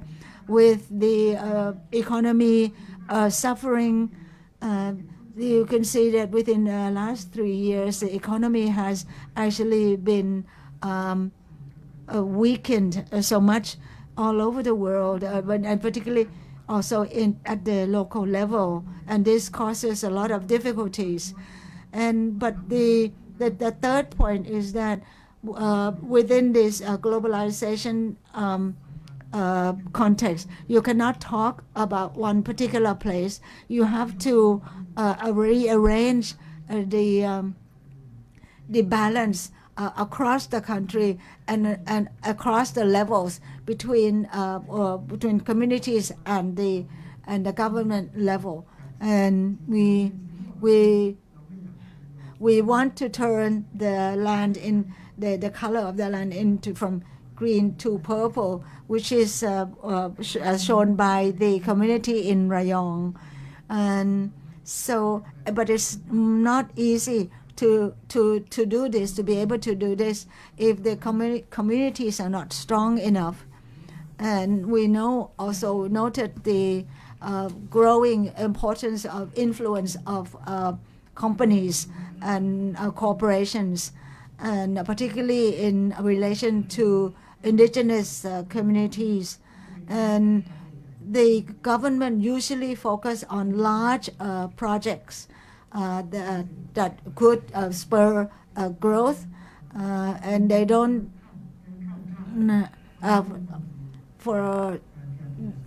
so that means when they talk about circular economy, green economy, and bioeconomy, that is not as announced, has not come into fruit. So that means there is still disalignment between the practice and the policy. So we need to ensure that communities have more roles in defining the policies and the practice. And then we need the support for those that in the knowledge economy, like the universities and institutions, in educational institutions, they should pay more attention to the power disparity. And I agree with Kun Ichal that the large corporations have very big role and great influence. So we need to ensure that the communities have more participation space. And thirdly, in order to create a new balance, we need to promote bottom-up democracy, not just as a slogan, but we need to have because at the global level, we said no one is left behind, but some of them have been left behind for so long they are forgotten. So we have to really pay attention to this, and that means that we need to adjust the policy at the global level to create more civic space, that is the space for citizens to discuss and propose things, and then without being accused of being anti-government, and because that will lead to allowing the business sector, the private sector, to have the only voice that the government is listening to. And there are already have a lot of advantage, and this has been happening to many governments in the past. And so we need to have to coordinate the policies and to create a balance in between global and local economy, and to allow the local people to have more role. So we're talking about sustainable economy and an economy that is does not depend on investment, on monetary investment, but to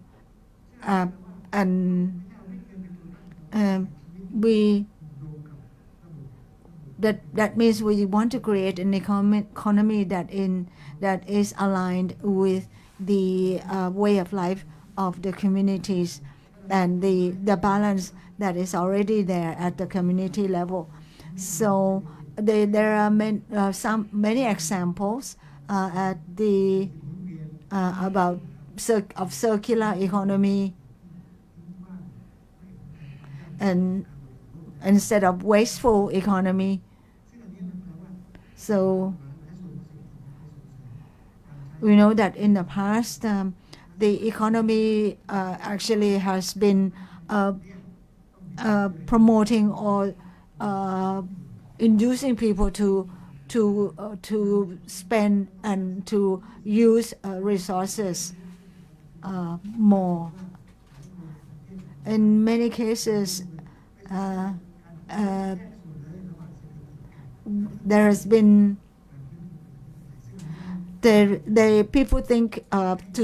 people separate the political recovery and economic recovery.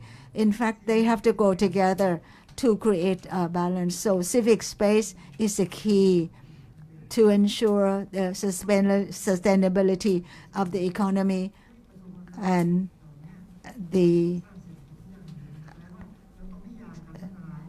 does it mean that we have to define development anew, and coming up with a new definition of economic development? And because we need for sure that the growth should go with the ecological recovery growth. So because we cannot grow the economy without the paying attention to ecology, so we need to redefine development. At the same time, we still have to link between economics and politics.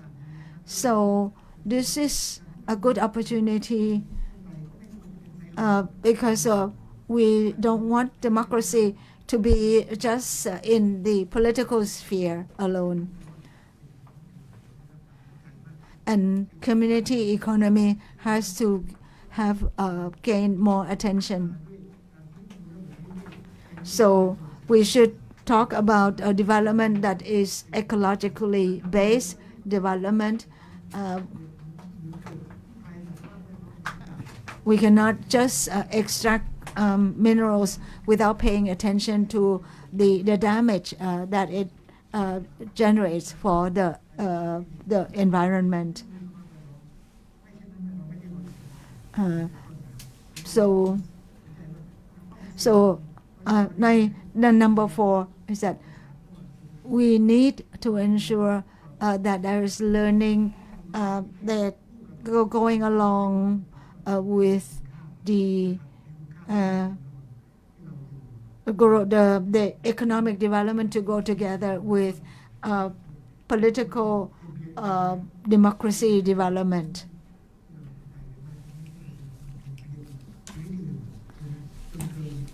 And what we're talking about in terms of sufficiency economy is an economy that does not cause damage to others.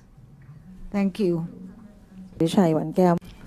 Thank you, Professor Surichai Wun'Gaeo. He has contributed to many valuable points, especially civic space, in order to rebalance the community power, how we gonna manage power forward and we have to look at the word new development on sustainable economy development. So how we gonna define the new word new development without any conflict? The government has to look at many dimensions, especially on the people dimension. Next, Dr. Jingjai Hanchanlash, please. Let me conclude very briefly for only 3 topics. First, let me say that the democracy model does not exist. Democracy is so diverse. Each country has its own unique evolution in history and culture. So democracy is the political system that will answer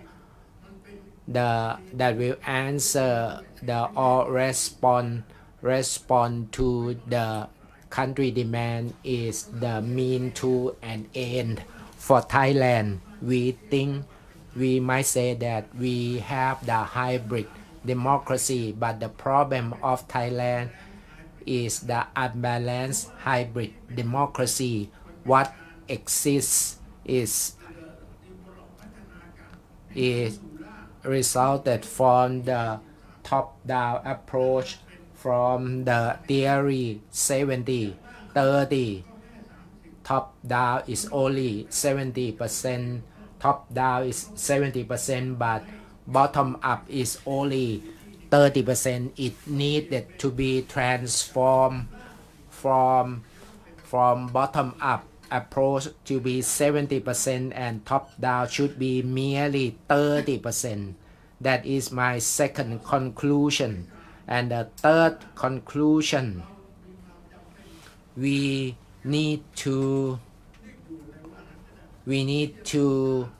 have urgent need to create the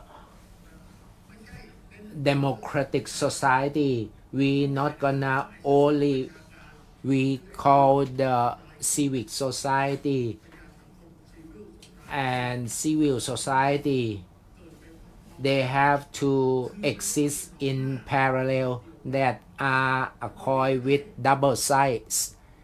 If any coin that have 2 sides that are identical, that means they are fake coin. So I would like to reiterate, if we focus only on the right, it will create chaotic situation. So we have to look at the duty along with the right. We need to make ordinary people to become educated citizens. Thank you very much, Dr. Jingjai Hanchanlash. And he still reiterate on what he's always said, that democracy doesn't have the model but is the means to the end. We would like the theory 70-30 really happens. Bottom up 70%, top down 30%, and it need to the serious implementation. And Dr. Jingjai leave about the double side coins. Very interesting that the right must go along with the duty. We would like to get the real democracy or the real coin that can be used.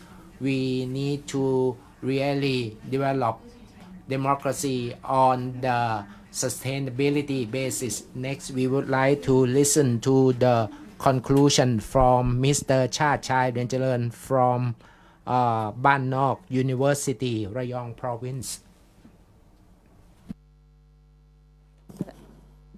อาจารย์เปิดไมค์นิดนึงค่ะ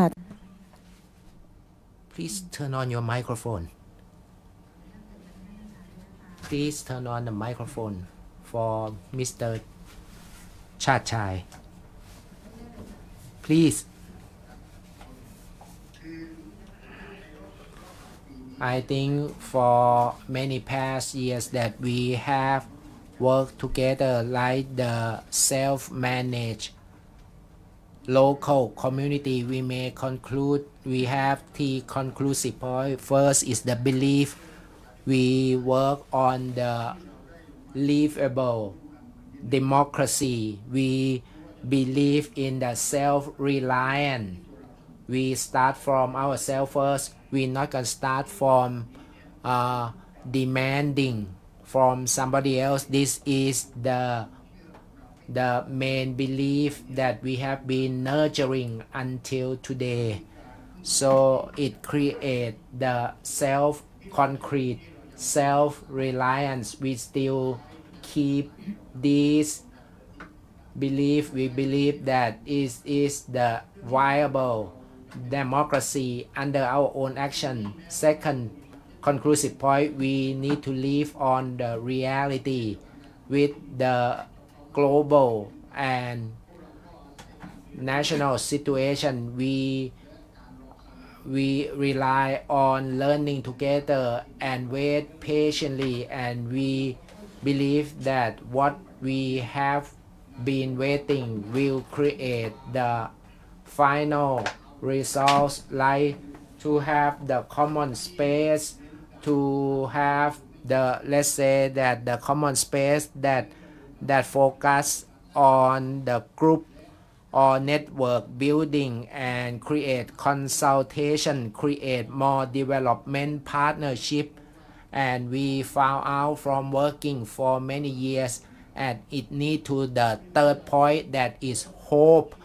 Many years ago we start from belief and reality, and the bottom line, we have the hope that we all will stand on this principle. We still have dream and hope together that local community can manage their own, and we will transfer this belief to the new generation. And today this is a great opportunity that we see the like-minded people that get together today. This is gonna be the big encouragement, and in order to drive the livable, direct, grassroots, bottom-up democracy. I would like to thank KPI and all the speakers that make our belief, our reality, and our hope to be fulfilled. And you also cheer us up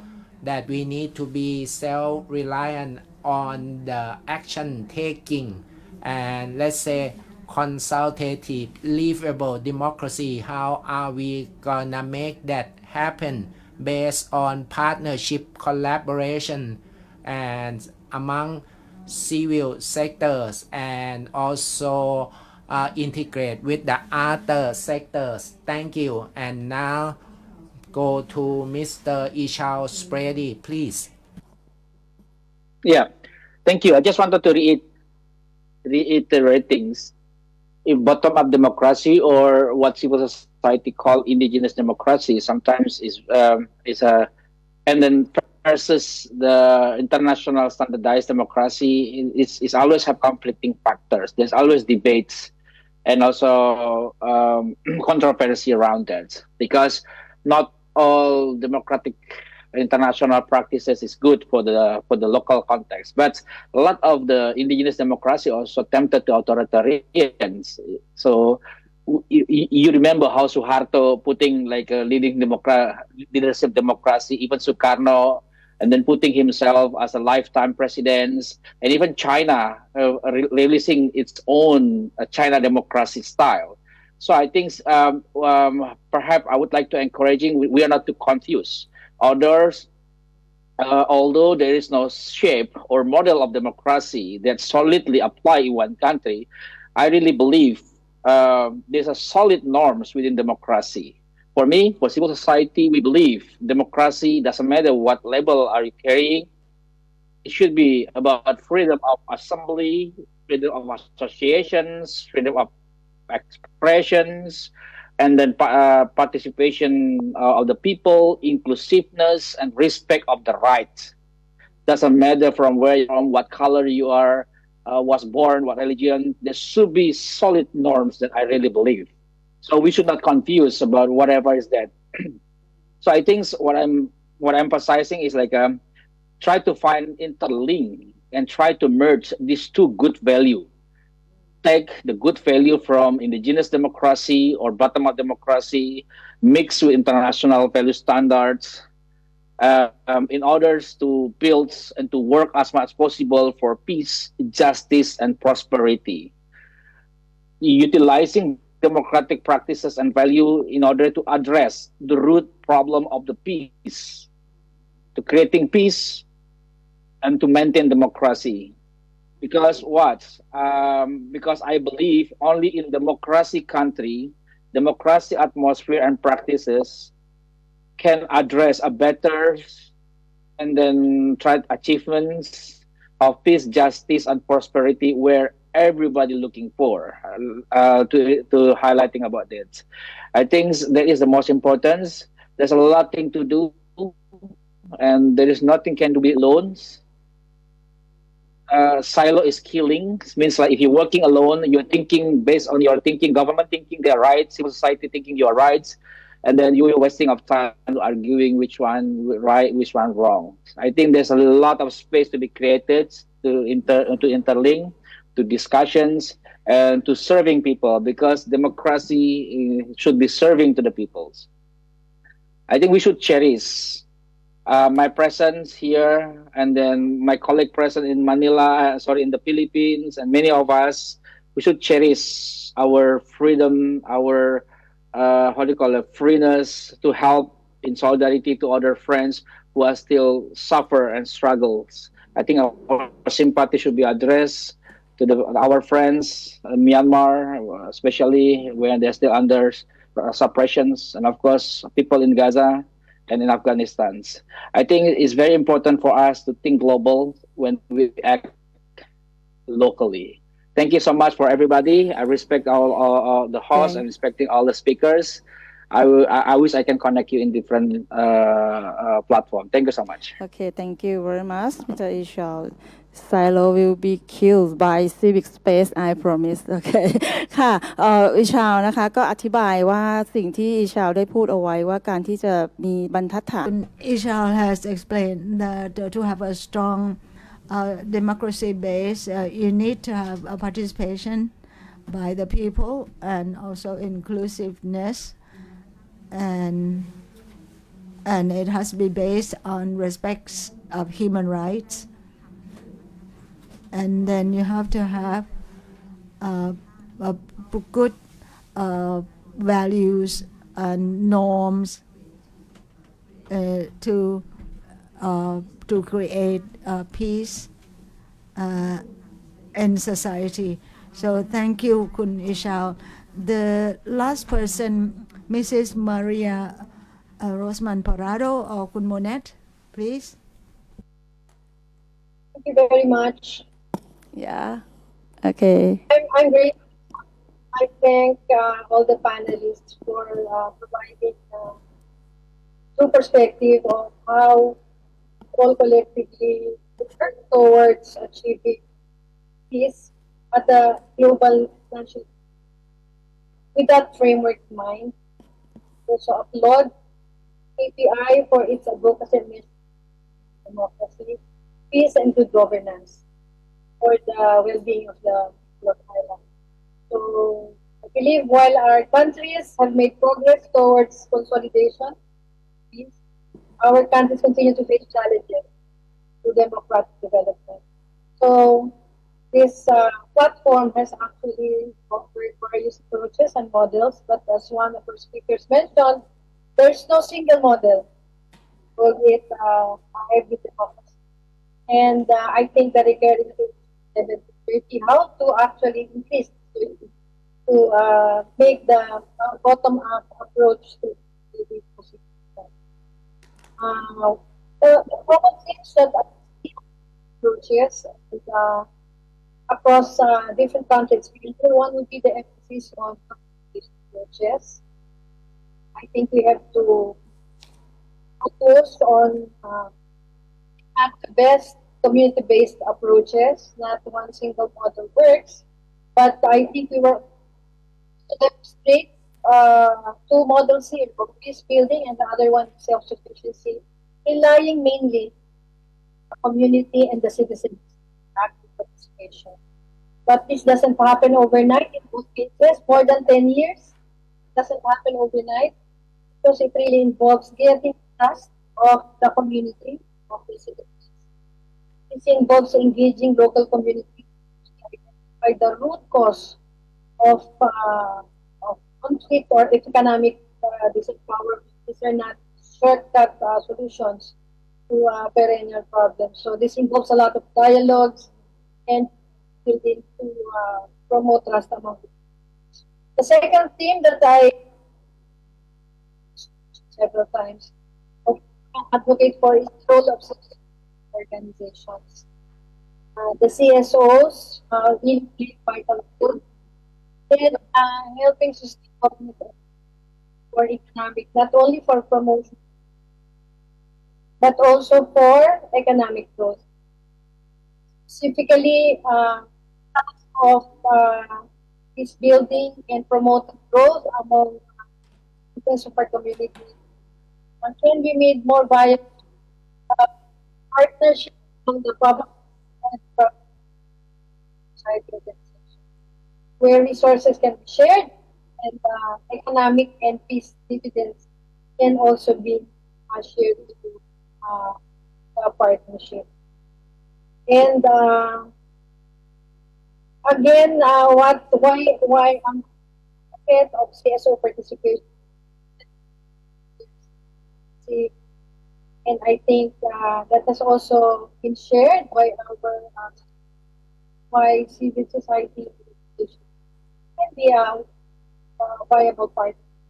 Number one, knowledge and trust. They are deep rooted in the communities. They possess invaluable local knowledge.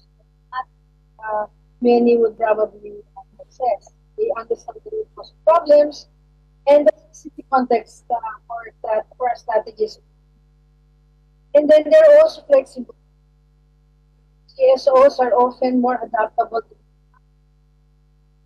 They can respond quickly. They try to minimize bureaucratic red tapes and are more often than not readily available for urgency. And they're perceived as neutral, partial. Many civil society organizations contain that, enable them to bridge the divides and gain the trust of the functions. And my last point in terms of policy recommendations, having advocated for CSO, one area for government support, so my of once again limited resources for. I think that's happening in parts of the world where they want to reach to the most marginalized of sources to operate, and that hinders their ability to scale up. And then, of course, the political interference, CSOs may face restrictions